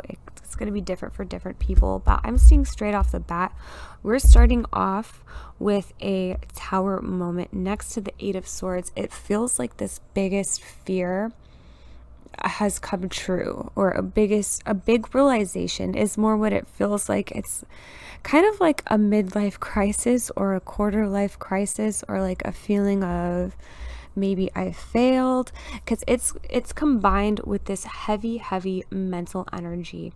It's almost the feeling of you've manifested this situation, or you like knew it was going to be coming. It's a feeling of, like, the Tower can be so many things. Here it's in the same row as the 10 of Cups. It's affecting your happiness, this Tower moment. It could be affecting relationships for some people. This reading here isn't to give you any surprises. Like, if you're in a relationship right now, I'm not here to tell you that you're going to break up with your person. That's not what this reading is here to do. But there is something. The Tower was built on shaky ground. Okay, I know there's no actual tower here in this photo. It is more symbolic. It is, a person. Like, this moment is like affecting you on the inside, from the inside out. It does feel like almost like a negative thought that has manifested, but yeah, just because it's paired with the 8 of Swords. But the Tower is normally built on this shaky ground. Like, there was no stable foundation to begin with. So it's like the Tower, even though it's shocking and scary and chaotic, and there's like this upheaval with the Tower, it's always like the Tower must come down, because it's clearing away what wasn't working before. So this can be so many things. Like, if this is a relationship that has ended, because that is something that a Tower moment can be, it is usually because it's for your own good. It's because what you had wasn't working. If it's a job loss or a change in your environment, a change in where you live, it's ultimately it feels crazy. It feels like it's out of the blue. It feels like it's like attacking your happiness. It's like attacking your safety.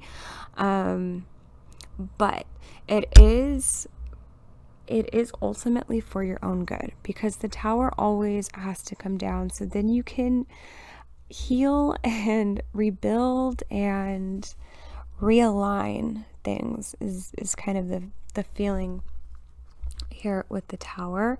Seven of Cups in reverse, that did come out in, was it the last read? Either pile 1 or pile 2. Seven of Cups in reverse came out in another one. We've got Four of Cups and the King of Pentacles. I'm just going to pull out all the cards. Strength in reverse. Eight of Cups. Yeah, another 8. And another 8. So we got 3 8s here. And 2 of Pentacles. Okay. I'm going to try to place these in a way where I can see them. Okay.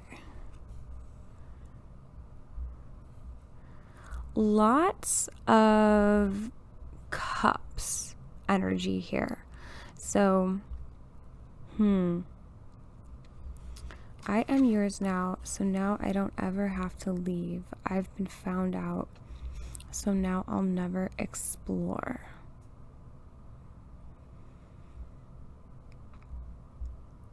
That could, for some people, there could be a message here of relationships and reevaluating your relationships.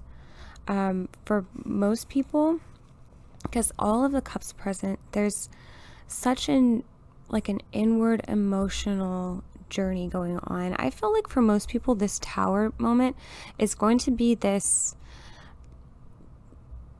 inward thing happening. Maybe, so maybe it's not like, you lost a job or you broke up with somebody. Maybe it's more of this inner realization.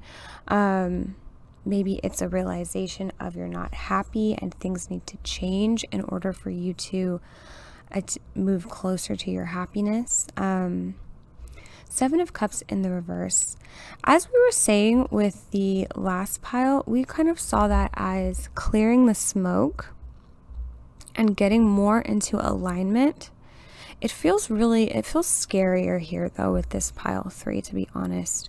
With the Strength card in reverse, it's like this tower moment is really knocking you down, knocking the wind out of you, knocking that inner strength out of you. But yeah, it feels like a slow build to get you back to that state of feeling really empowered, because that King of Pentacles is there with the 10 of Cups. So I see you kind of here, pile 3, you are knocking down what has not been working. You're clearing things out of your life.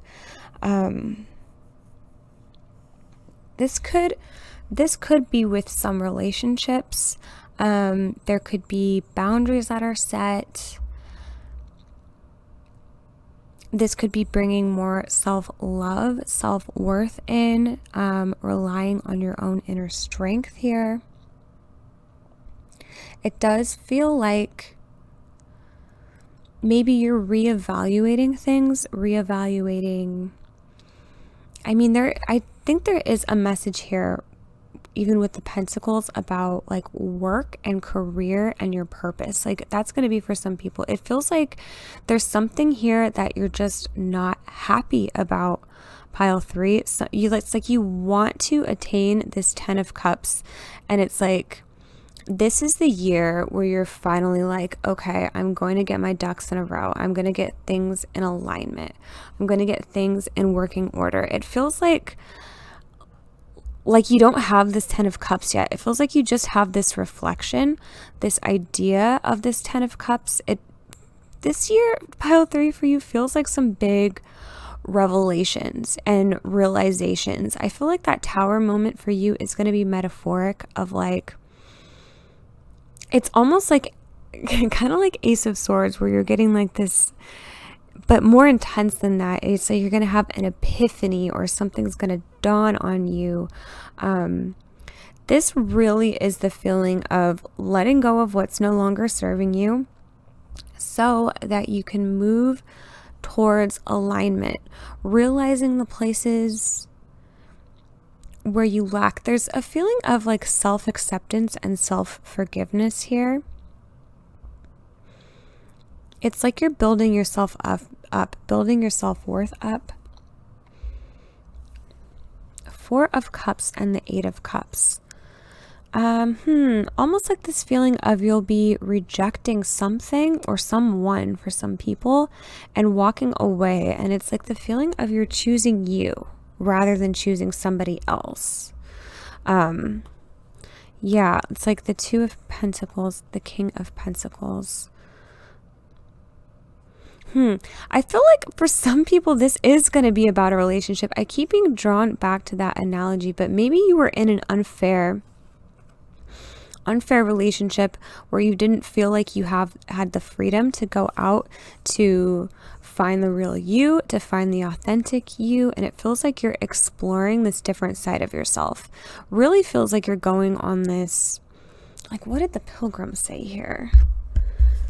For the Pilgrim, an outward journey is always an inward journey. You're going to be seeking wisdom, experience, and meaning. An outward journey is always an inward journey. Yeah, it feels like within your inward journey, there's this big like upheaval, this tower moment. Yeah, something you are maybe worried about. Eight of Swords can be ruminating thoughts. It does feel like you are reevaluating things. All these cups here kind of just like all lined up. Feels like somebody is maybe even making a pro-con list. Almost feels like you are reevaluating. For some people, it's going to be reevaluating your relationships. Like you are figuring out what it is that you deserve.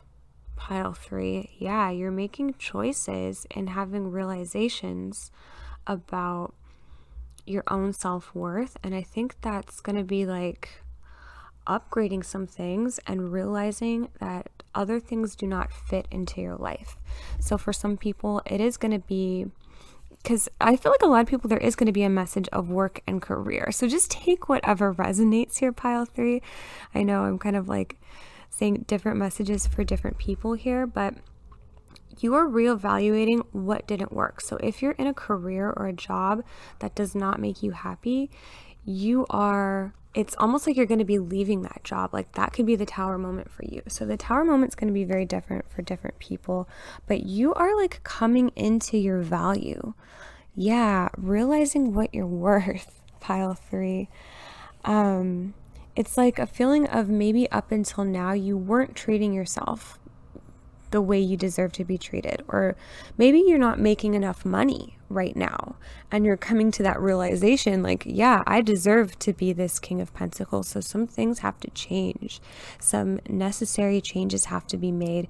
So it can start off with like maybe in the beginning of the year you lose your job, but maybe it was a shitty job, but it feels chaotic because you're gonna lose your job. This is just one example. But it's a feeling of different opportunities are going to open up for you.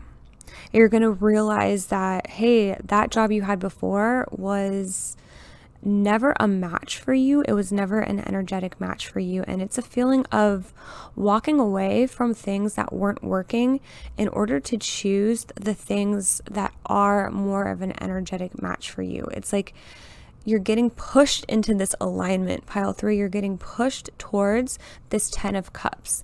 It's not just an illusion or a dream for you anymore. I feel like you're moving from this energy of stillness or stagnation and not going out and exploring. Like maybe you've been comfortable where you're at for a long time, even though it hasn't been matching your self-worth. And you're like, Spirit is breaking that. Spirit is putting you into this uncomfortable place because it's pushing you towards greater stuff, towards better stuff, towards your purpose, to be honest, pile 3. So it is a bit scary, but it's also pretty amazing because you're releasing what has not been serving you, and you're moving closer to alignment. Yeah. This could also be a message of maybe you are even releasing victim mentality here. 8 of Swords, 8 of Cups can talk about even abandonment wounds. So lots of Cups energy, lots of emotional energy here to be worked through for this year for you, pile 3. But yeah, I mean, this Pilgrim card here is about freedom, expansion, motion, growth, moving forward. So it's a feeling of you're coming out of stuck energy, and you're bringing in more movement. You're moving forward. So there's this like back and forth of balancing of energy going on, pile 3. This is really awesome. So I'm going to get into your oracle cards here. Oh my gosh, I tried to keep these in order in case we have to go back to them. But yeah, 2 of Pentacles. So that could be like reprioritizing things, you know. Yeah, I feel like that's what you're doing. You're re-looking at what's like really important in your life. Okay, we've got 22, service. 24, the gallery of those who came before. And 48, puppet. Okay, I'm going to go ahead and read all of these. I have no idea, because I have no idea what any of them mean. I do not have this deck memorized, at least not yet. Okay, so 22, service. What sweetness to give yourself to service someone with all your love. People talk a lot about money scarcity, our fear that there is never enough money, that if we give our money, it will not come back to us, that we feel we don't deserve money. But we can also have this fear around love. Love can also be viewed as a currency. This can come from an ultimate lack of love for ourselves. When we don't pay enough attention to giving ourselves validation and deep love and care, we tend to look to others to do that for us. So it becomes like a currency. This person gave me this much love, so I will, in return, give them this much attention. It is a way for us to feel like we won't give all of our love away, only to have nothing given back to us. If you love yourself deeply, it is the well that never runs dry. If your well is overflowing, let it shower on those around you. People you love, strangers, environments, your love has an effect on everything, and little acts of kindness will not be forgotten by those who are on the receiving end. This card encourages you to act in loving service to the world around you. You can hush a shout with the gentleness of the rippling water of your ever-flowing well.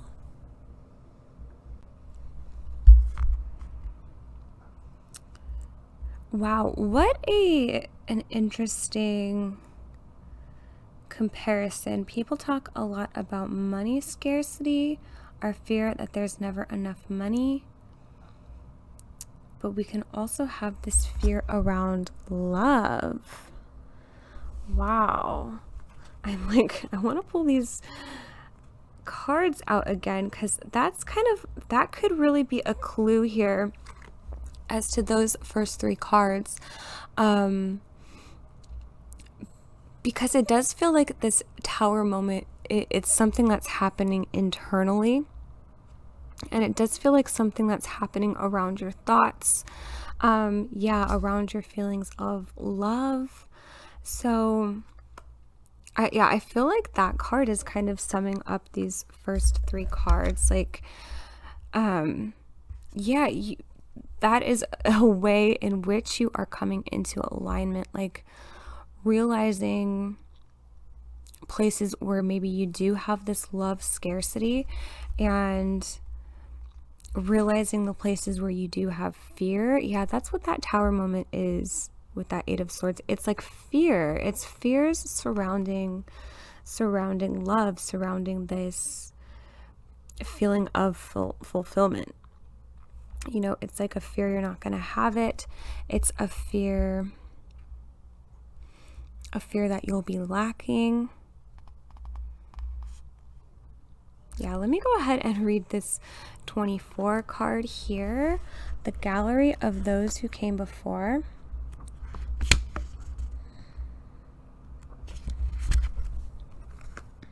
Okay, let's see. Children imitate the behaviors they see around them. That is our first introduction to human life. It is no surprise that we look to others' lives and work to compare ourselves. It is rooted in survival techniques. However, this could also create fear and potentially self-esteem issues. Others' success will never be yours. The success that they worked for or were given will always serve them differently than it will serve you. Look to those who inspire you as mentors, but not as a template of how you need to achieve your accolades. Have trust in your path and your ability to make the right decisions and actions to bring yourself to your goals. Wow. So, I mean, there's so many synchronicities here. Like, that was a major message, I feel like, for pile 2. Comparing your, or was it pile 1? One of the piles. There was a lot of similar messages here. But you are really releasing fear here with this pile 3. Fear that has to do, you know, with all sorts of things. Your fears surrounding love, your fears surrounding your own self-worth, your own successes. And it's like, if that has been in the way, it has been in the way of your alignment, and I see you releasing that energy. And I was getting that feeling too with other piles, which is not a surprise that we have things like, you know, 7 of Cups coming through multiple times. Yeah, lots of little synchronicities going on. We've got the Puppet, number 48. Let's read that one. Cut those strings. You are no one's puppet. You are a treasure, and your actions cannot be influenced by the strings someone else has attached to you. This card wants you to be aware of entering projects or relationships that seem like a great deal, but where there is fine print. You can find a better deal, a better project, another friendship where you have full control of your actions and contributions. If you are going to give your time, energy, and love to something or someone, that needs to be a space where you are fully honored and not manipulated.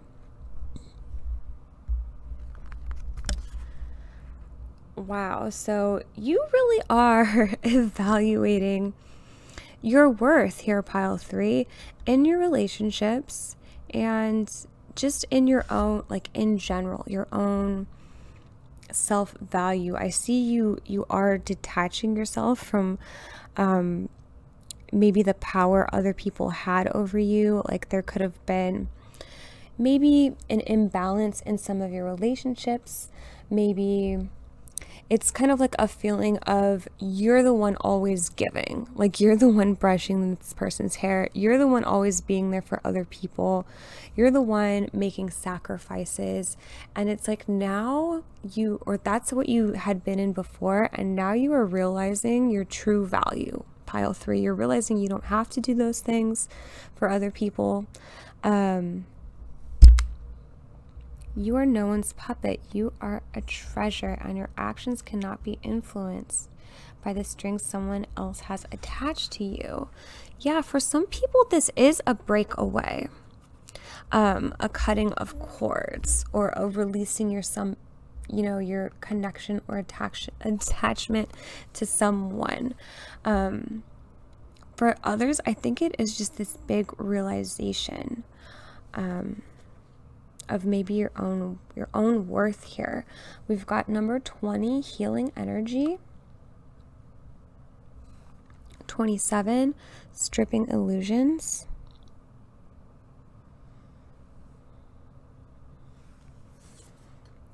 We've got 35, spiritual journey. Okay, I see this as very significant because that kind of ties back into the Pilgrim here. That was one of the first sentences in this card, was that you're on this inward journey or spiritual journey. Even inner journey came out in the last pile. So I do feel called to read this card, so we will read that. But this healing energy is what you're going through. This stripping illusions card talks about how lotus flowers grow. Oh my gosh, it's even reminding me of pile 2 as well. So I feel like there might be messages from pile 2 for you, pile 3, because this lotus flower, it starts off in muck and slime. It's reminding me of this slime card that was in another pile. Let's see. Yeah, this one here. That was in pile 2. So that 27 card, it's reminding me how these lotus flowers, they start off in slime and muck, and it's kind of this metaphor for lower vibrations. And these lotus flowers grow right out of it. They grow above it and grow above the water. So it's, yeah, stripping illusions is all about having realizations, and I feel like it's all inward that this is happening. You're having these major self-realizations, so to speak.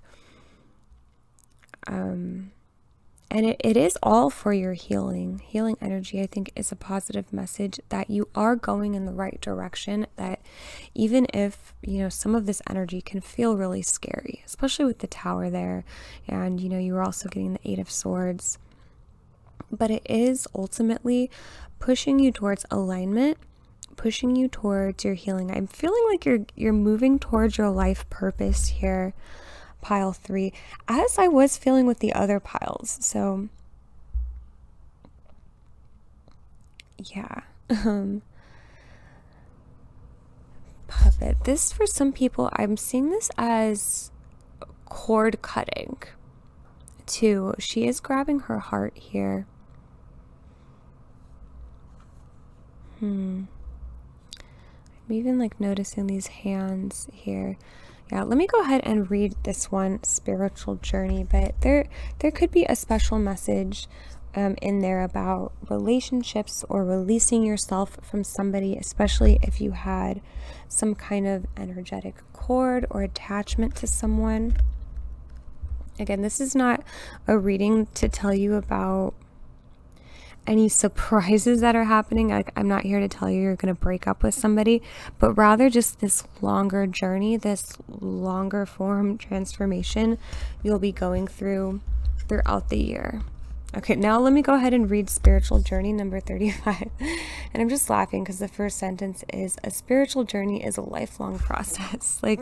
That's literally what I was just trying to say, Spirit. But okay, let's go ahead and read this. A spiritual journey is a lifelong process that will never truly be complete. There is this expectation to find one life purpose that will satisfy you until you transcend this earth, but that is rarely the case. It is a constant dance between finding who you are and directing that self-actualization towards a higher purpose. What was true for you once may ebb and flow like the tide into something new and better suited to who you are right now.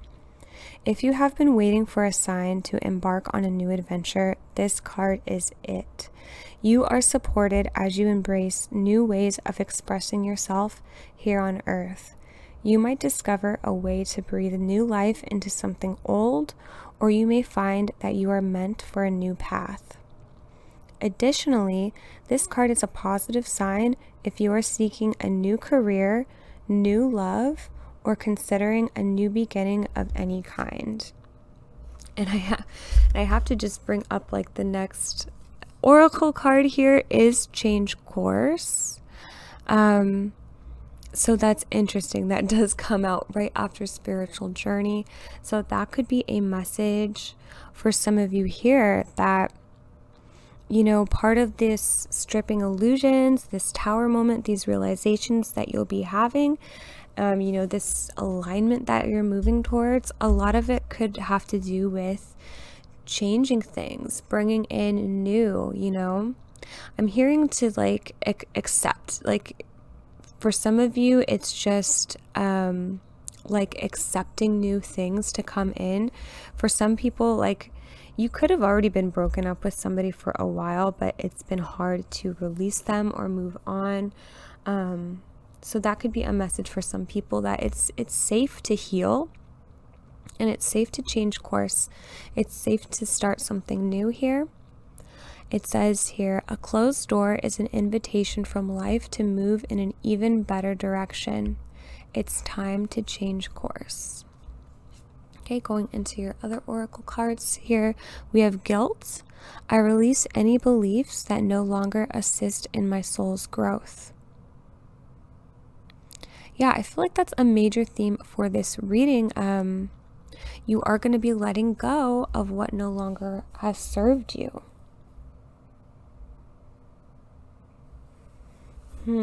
Maybe I should read this one too from the soul's journey here, because I feel like there's even another meaning with that word guilt here.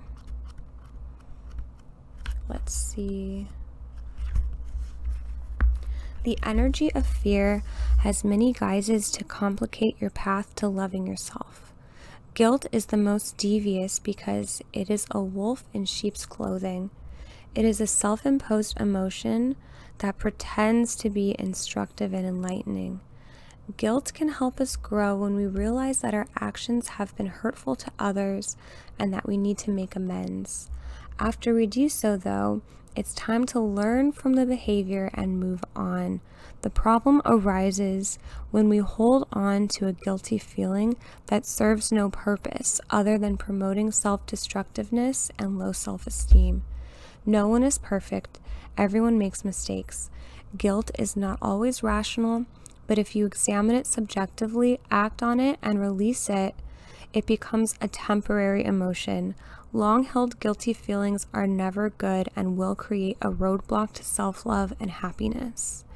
You must continually scan your current emotions for any guilty feelings and bring them to the surface for analysis. Healthy guilt is a warning that action should be taken. Irrational guilt needs to be released. So it's such a feeling of coming from a place of feeling stuck or feeling in stagnation, feeling in maybe lower level energies. You could even feel attached or bound to a specific person. But this year, pile 3 is all about release. Releasing attachments, releasing just things that do not serve you. You're going to be releasing negativity, releasing the victim mentality. I see you even bringing in more forgiveness, and it's like starting here with that forgiveness of self.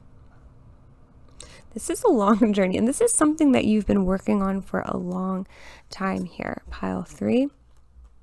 And we did get 2 cards for this one.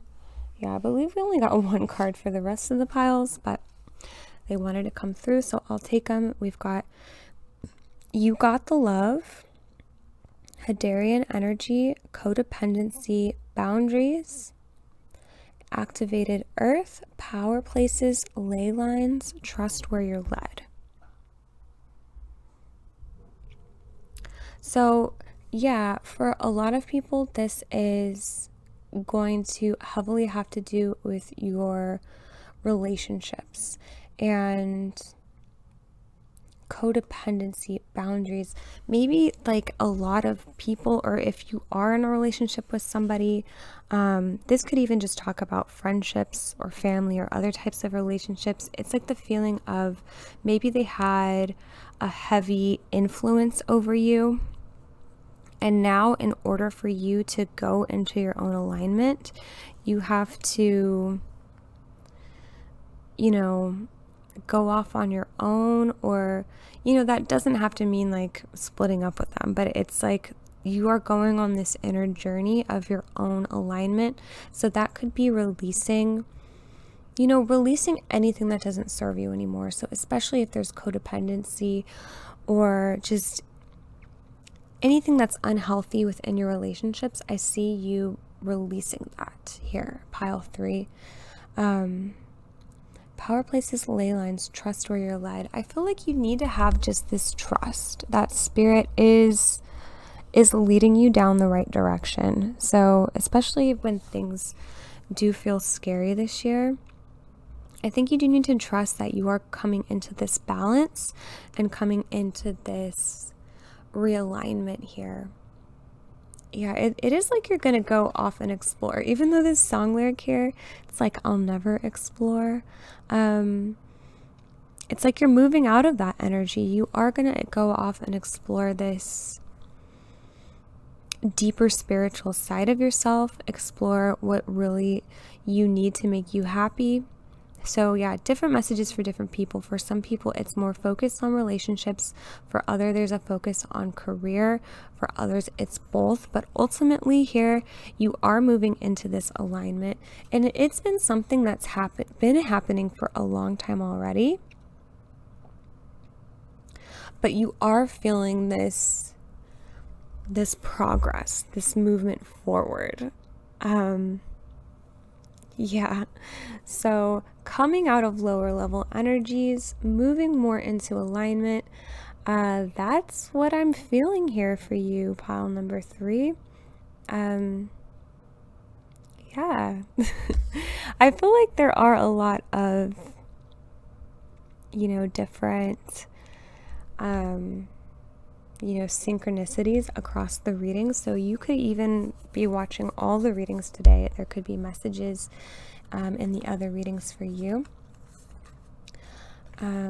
Yeah, also with this activated earth energy, that could be a message to, especially if things feel like they're really difficult, it could be a message to maybe do some grounding, get reconnected. You know, just get reconnected with spirit and with nature. That can really help ground you during the spiritual journey, because it does feel like a lot is going on here, pile 3. But anyways, that's all the messages I have for you today for your change and transformation. I have another reading that I am doing next, which is all about all the good things that will be coming to you this year. So I encourage you to check that out, because I have a feeling that these two readings will be connected, almost like once you go through these certain changes and transformations, you'll be expecting, you know, good things coming to you from that. That's kind of what I'm feeling. But yeah, feel free to check out that reading. Let me know in the comment section if this resonated with you, if you chose this pile. If my videos do resonate with you, please feel free to subscribe. I would love to have you here. And if you would like to book a personal reading with me, you can do that in my Etsy shop down below. All right, thank you so much, pile 3, and I'll see you in the next one. Bye-bye. All right, pile number 4. If you chose this card here, the Storm, this is your reading. So I will get into this one. Oh no, I gotta find it. I don't know what number that is. I will get into this crazy Roman numeral number, the Storm. And also your song lyric here is, well, your song here is The Warmth by Incubus, and your lyric is, okay, this lyric scares me. I feel like I need to almost remove this from my deck because it, okay, let's get into it. Remember why you came here, and while you're alive, experience the warmth before you grow old. I guess it's not that scary, but it kind of gives me the feeling like time is running out with that lyric. So yeah, and I mean, this Storm card here is pretty scary.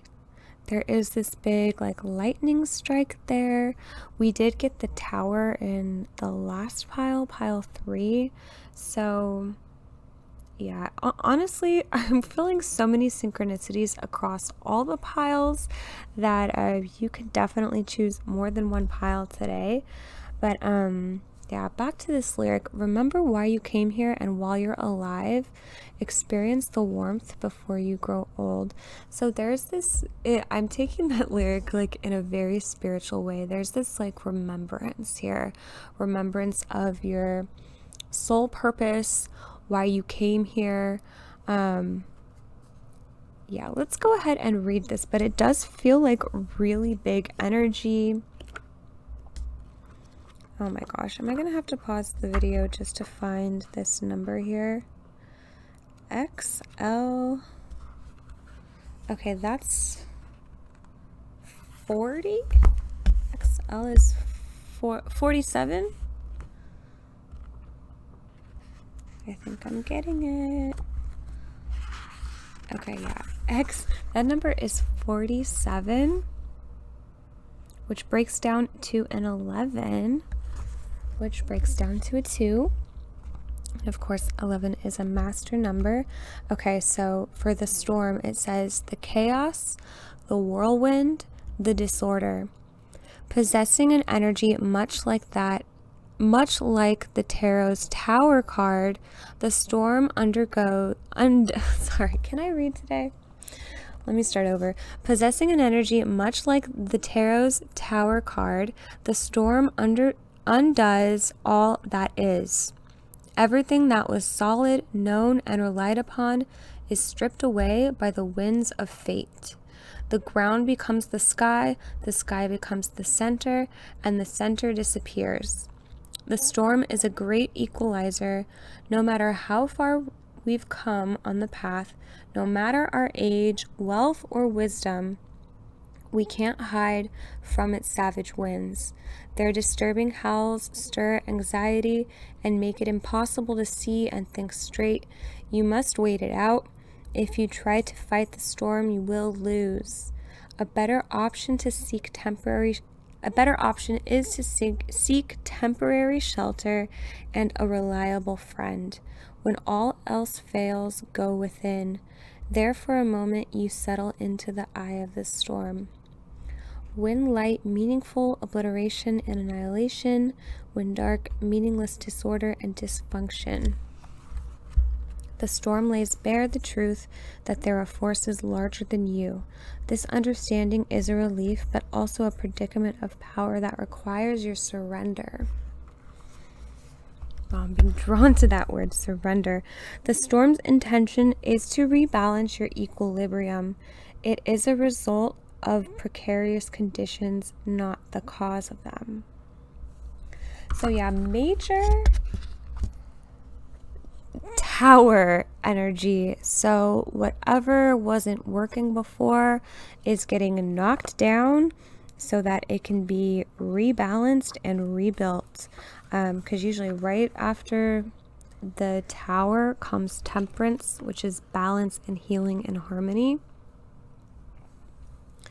So your transformation, pile 4, your big theme here, I think, is transformation. And yeah, you may even want to listen to this song to see if there's additional messages there for you. But I just feel like this remembrance of why you even came to this earth, you know, your soul's purpose, your soul's mission, that is being woken up here. It's this feeling of this great upheaval, this great spiritual awakening. And I've said this in all the readings. It's probably been happening more so than just this year. This has probably been a spiritual awakening that's been going on for a long time for you. Let's get into your tarot cards here. We've got the 4 of Swords,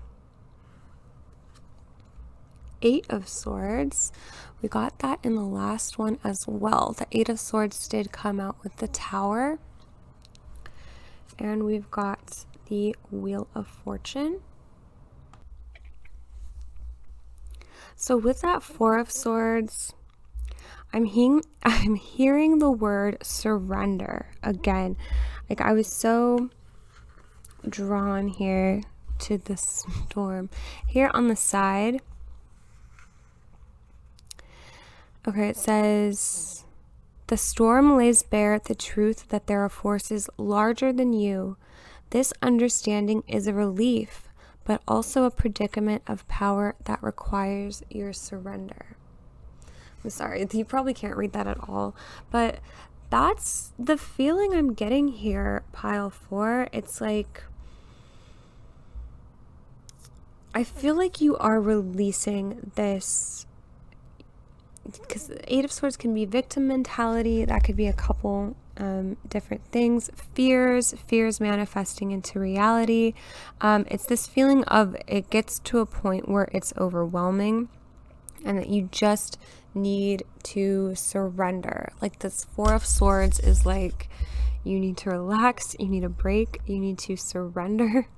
I know I keep saying that. And just like, listen here. This woman in the card is really listening there, and it's like listening to spirit, you know, trying to clear your mind from this chaos or negative energy, and really listen to spirit, because there's something so important that spirit is trying to get in touch with you about, and it's really about your life purpose here on this earth.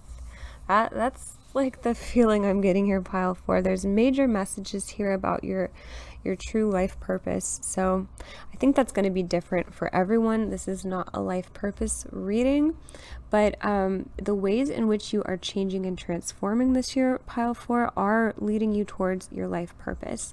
The Wheel of Fortune, I see this here as a karmic cycle that you are in. And to be honest, it does feel pretty heavy. It does feel pretty dramatic. So I think the reminder here is that it is just a cycle. Okay, you will be released from the heavy energies. Those will be moving forward for you. Wow, we've got the High Priestess here, which we are putting over the Four of Swords. Those two together really confirming for me here that spirit has a message for you. Spirit is trying to get in touch with you, and it absolutely has to do with your truest soul purpose. I think spirit is trying to wake up the love within you, you know, your connection to your higher self, your connection to your heart space. Temperance here, which is great because Temperance does come right after the Tower. I mean, I love these cards. I love seeing the High Priestess, the Lovers, and the Temperance card with them in reverse. I do see it as like, you know, maybe you're not in full in balance or in alignment right now. Spirit is calling on you to look at those things, to look at what's out of balance, to look at what's not working, because lots of synchronicities going on with all the piles, because I do feel like there was like a Tower moment in all of them today, but what comes right after that is the healing energy. You are going to be healing what wasn't working before. And with this one, actually, pile 4, I am seeing just another person here. So this could be a soulmate journey or a twin flame journey that maybe you're going at alone right now, and it's like the feeling of you guys are separately healing in order to come back together. That does, oh my gosh, Two of Cups. That is what happens a lot of the times with twin flames. I did not know that was going to be there, but Two of Cups, Knight of Cups, the Sun. Yeah, for pile 4, I know this is not a reading about relationships, but rather what you're going to be dealing with. But I feel like a lot of people that have a divine partnership, a twin flame, maybe somebody that they've been on this long journey with for a long time, it feels like that energy is coming through pretty significantly in this reading with the Lovers, Temperance, Two of Cups. Yeah, feeling like a deep spiritual purpose here. with a lot of these cards. Yeah. Cups, energy. Okay, I'm actually going to leave these tarot cards up as I pull out some more oracle cards here, because I feel like there's still some messages we're going to get into here. So we've got 23, Labyrinth, 38, Inside Looking Out, 55, In Between Worlds. Okay, so let me get the book. I'm going to go ahead and read these 3 cards here. These are all from the Iris Oracle deck. You could find this on Etsy. You can also find my Etsy shop on Etsy, where I have personal readings available for sale. So a little plug there for you. 23, Labyrinth. Your dream world is where some of the most important information is given. When you rest your eyes, your spirit body is free to explore the realms and to re-energize itself. We process a lot of information from our daily activities while we sleep.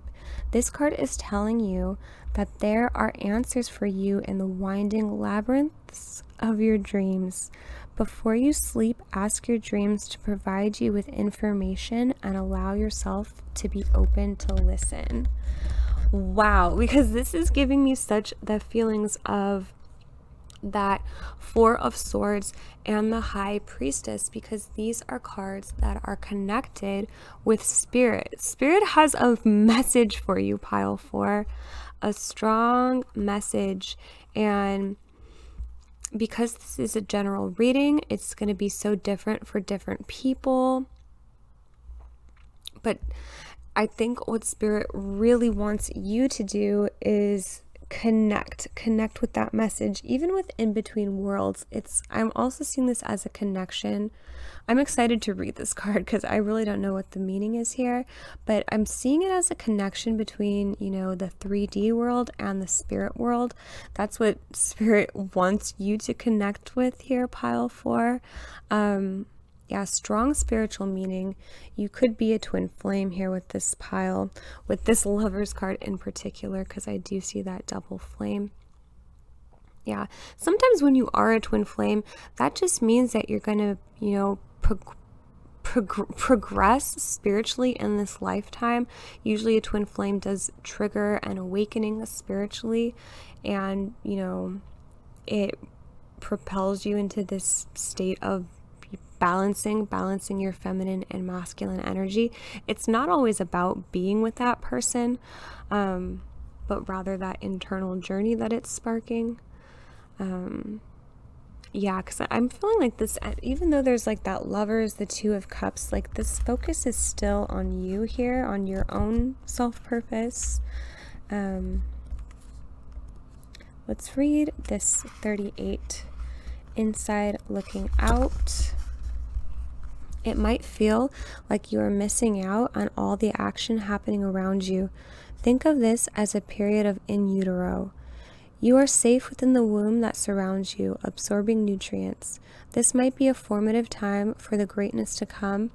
I know it's hard to feel separated. Loneliness is hard, but if you are able to take advantage of this, when you re-enter the world, you will be full of life force and brilliance.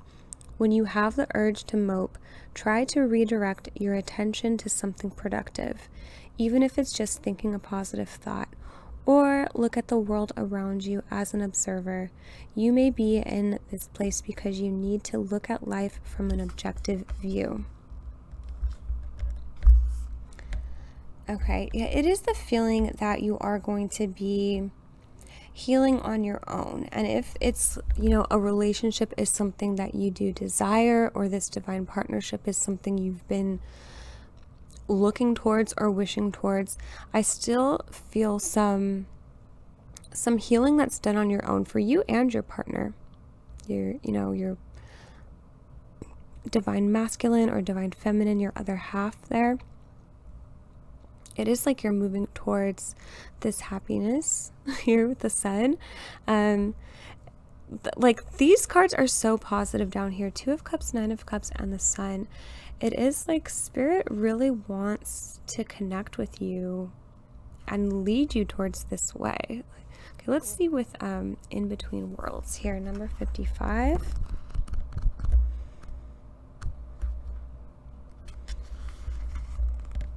This card is in honor of those who walk on the edge between two worlds. Edge walkers can have a hard time functioning in the structures set out for them because part of their job is to blur the lines that hold us in form. They may feel crazy, like, how did I get here and why? When you are neither one nor the other, there can be a loss of belonging and a difficulty to feel grounded. Part of your magic is that you are not all here. Wouldn't it be easy to just fit into place and go about your life with ease like you were just floating on through? Unfortunately, that's not for you. It doesn't mean that you won't find peace in your life, which can very much be a reality for you. Part of your job by having a connection to a world outside of ours is to bring wisdom. But discovering new truths isn't always easy for people to stomach. So, with this knowledge, try to be gentle even when you feel like you must crush down every falsehood in front of you. Wow. I feel like I say wow after I read every card. Sorry, it's just my reaction to a lot of these energies. Edge walkers, yeah, it's interesting because the High Priestess is the one that guards the spirit world, and she does have access to all this inner knowledge, inner wisdom here. And that's kind of what Spirit is saying about you. Like, you have this access to this inner wisdom, to the wisdom of Spirit. Yeah, like this pile is very spiritual. So Spirit does want you to tap into that, magic. I know it is a lonely feeling to have spiritual gifts, to be that empathic and intuitive. But I have such a strong feeling that you are being led the right way. Yeah, I feel like I am reiterating a lot of the energy we've already been talking about in a lot of the piles today, because I feel like there is such the, like, it's something within all the piles that's like tying them all together. Getting more into your oracle cards here, we have 33 integration and 36 grounding. Wow, those are really making me think of this In Between Worlds card, like integration of the spirit world with the physical world. And it even said something in this 155 about that could mean that people like this maybe have trouble grounding. But part of your magic is you're not all here. Wouldn't it be easy to just fit into place and go about your life with ease like you were just floating on through? Wait, where does it say the thing about grounding? Okay, when you are neither one nor the other, there can be a loss of belonging and a difficulty to feel grounded. Interesting that it says that, because that card grounding here came out for you. So I feel like during this chaotic energy, during the tower moment, during the storm, grounding is going to be very important. And that's just, being back into this reality. Grounding can be done in many different ways. Going on walks in nature is one of them. I know it's like dead of winter right now. It's freezing outside, so like putting your feet in water really isn't an option. But when the weather is appropriate, like going to the beach, sticking your feet in the water is a good way to get grounded. Just meditation, connecting with yourself, connecting with nature, those are all ways to be grounded. Even just like hanging out with people or socializing, if you feel like you haven't done that for a little while. I know, like, that's kind of giving me this energy with that inside looking out. I feel like every once in a while, try to like get out of this spiritual energy as well. Like, Spirit wants you to have the balance of the spirit world and the 3D world. I feel called to read this card here, 33, Integration. This is from the Shamanic Healing Oracle cards. Aha, and this comes right after the card Struggle, which I'm seeing kind of a pattern or a theme of, you know, the Tower and then Temperance. You know, first we get this struggle, and then we come into this energy of healing and balancing. Okay, for the Integration card, it says, we are a sum of all our experiences in this and other lives. We all bring forward a wealth of knowledge, talents, and wisdom. One of the challenges is remembering who we are. Okay. I don't think it's possible for me to get through one sentence, one description without interrupting myself, but I'm being drawn back to this lyric. You know, remember why you came, and while you're alive, experience the warmth before you grow old. Remember why you came. Okay. I feel like this is about remembering who you are as a soul being, like your soul purpose. Like spirit wants you to get in touch with that side of you, but also be in balance. I feel like if we're too much in the spiritual world, that's not a good thing either. Okay, but let me get back to this card. I'm sorry, let me start over. We are some of all our experiences in this and other lives. We all bring forward a wealth of knowledge, talents, and wisdom. One of the challenges is remembering who we are. We are bombarded every day in every way with messages on who we should be, what we should do, what we should wear, and how we should live. These messages coming from the media, society, our family and friends, and even strangers can drown out who we are really meant to be, can drown out who we are really meant to be, who we have grown into lifetime after lifetime. Find some quiet moments in your day to identify and start a relationship with that small, strong voice inside you. Pretty soon, you won't hear the other messages. Many times in your interactions with others, you hear that small voice that tells you something is not right. Your logical mind tells you to stop it. Nothing is wrong. Stop being silly, dramatic, overreacting. You may ignore your inner voice in a quest to fit in, to be loved or admired. You do not realize that your inner voice is warning you that the other person's energy is not matching their words or actions. Listen to your instincts about this situation or person. And let me tell you, there are so many cards here telling you to listen to your inner voice. Like, that's literally such a big message here in all of these cards. I mean, look at this Four of Swords. It's like shouting at me. It's like, listen, pile 4, listen to your inner voice. Yeah, so many cards are reiterating that message for you. Yeah, lots of little synchronicities here, repeating messages. I do feel like, and even with the sun here, the sun is this expression of our personality, of who we are, of who we really feel like we are. So it's like, I feel like you are moving into this energy of really feeling comfortable with who you are. And you're moving towards that. Yeah, remember who you are. Remember why you're here. This amazing feeling here, pile 4. It is coming after a period of difficulties, and after like the dust has settled, things have settled down. We've got 23, River Woman.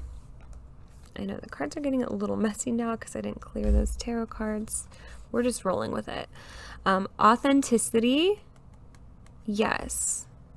I never pull this card. Live life for you, not the audience in your head. Yeah, like back to that card I just read, there was such a strong message about not listening to what other people think, and it was like anymore, like not listening to people's opinions anymore. So you're moving energy, you're shifting energy here. Blame.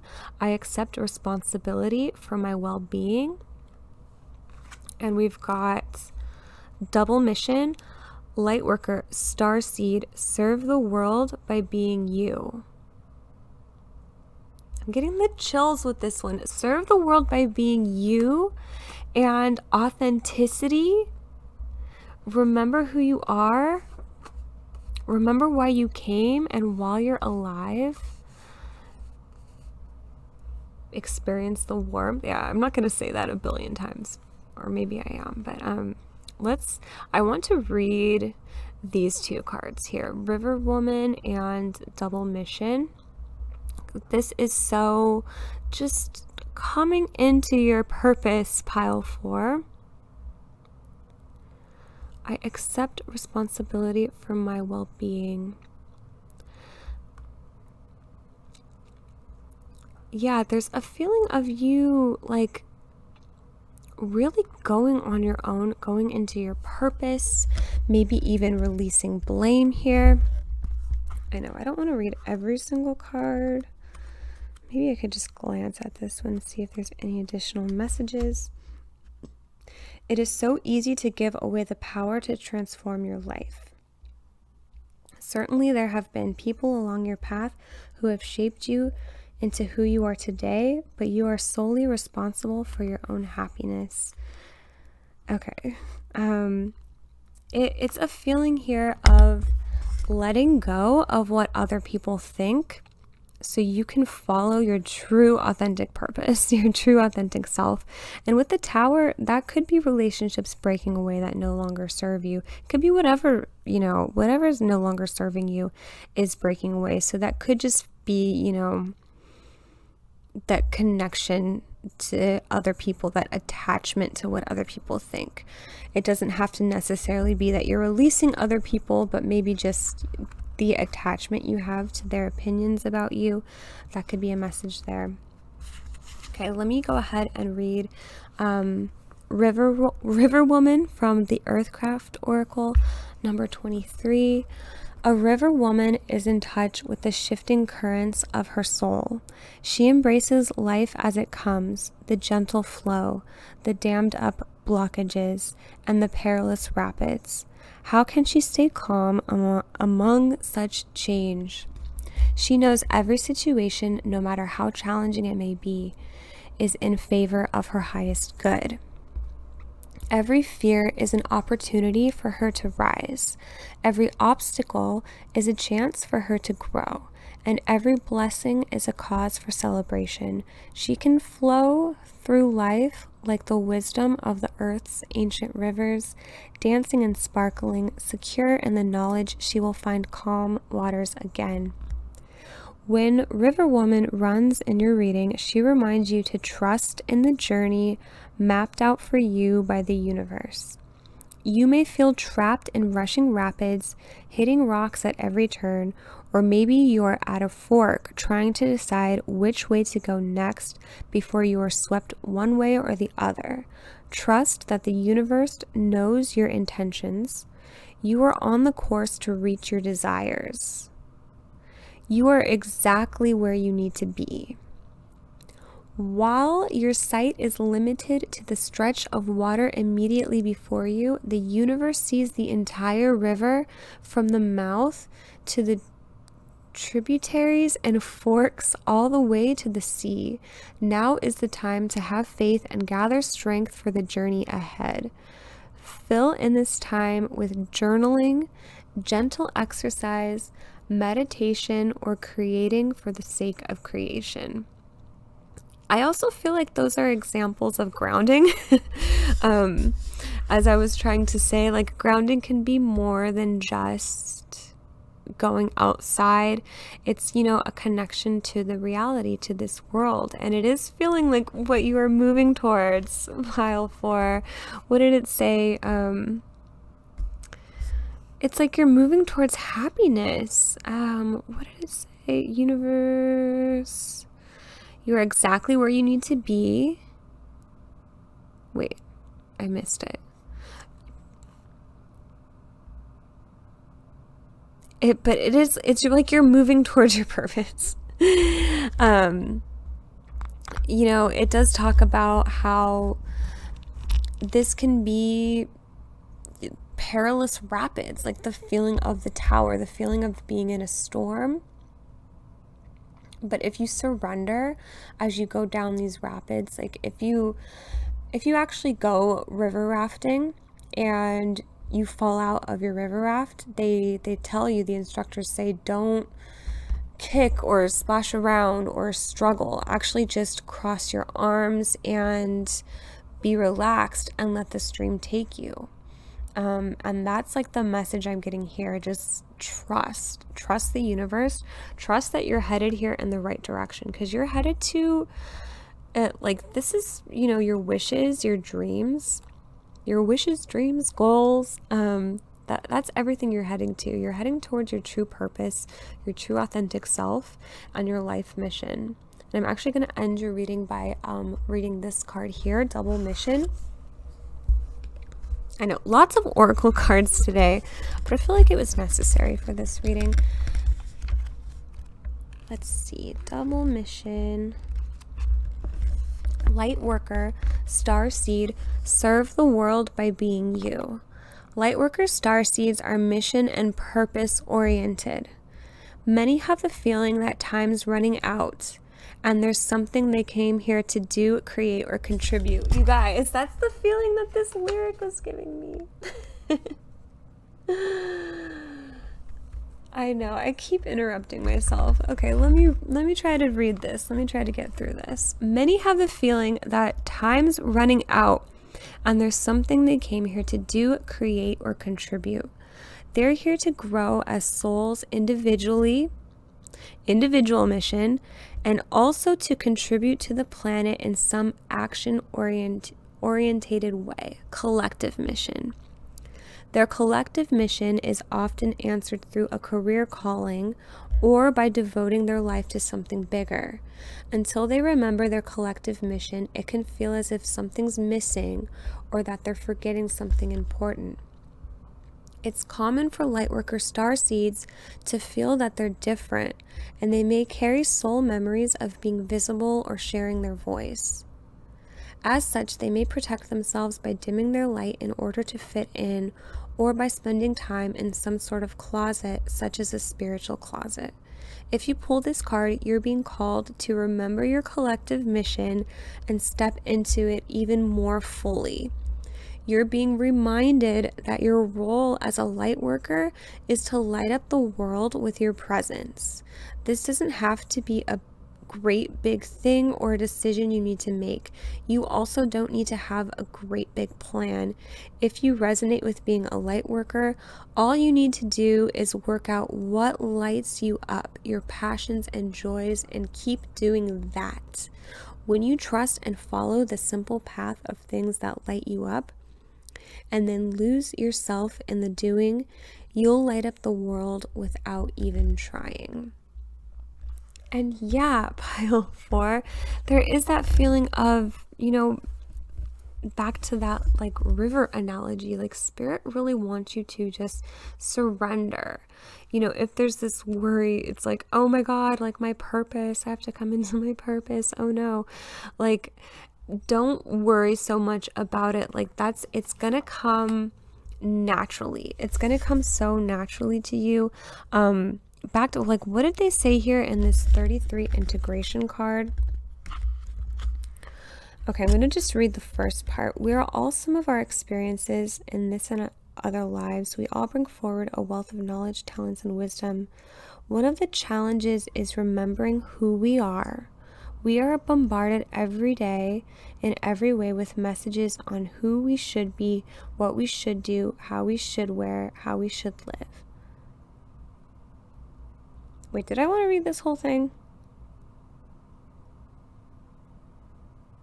Wait, maybe I'm thinking of another card, but there was like, maybe that was the last reading, but I thought there was a message in this card about having multiple purposes, not just being bound to one.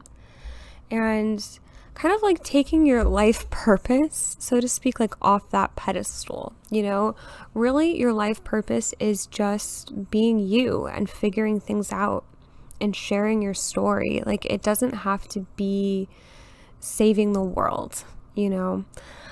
So that I think was like the message I was trying to find in that last card. But that's what I have for you today, pile 4. I strongly feel like there's, honestly, you could have been attracted to all 4 piles today, because there's really strong synchronicities and messages that are like kind of just linked in all 4 piles today. But this was a really, really beautiful energy here, pile 4. Such a good feeling that you are moving towards your purpose, and you know, time really isn't running out for you. Like, just go with the flow. There's nothing to worry about with that energy. I know I opened with saying like this card scares me, I have to remove it, but I really do like this song, or at least I really liked this song back in high school. So you may feel called to listen to that song to see if there's other messages there for you. You may feel called to check out some of the other piles today.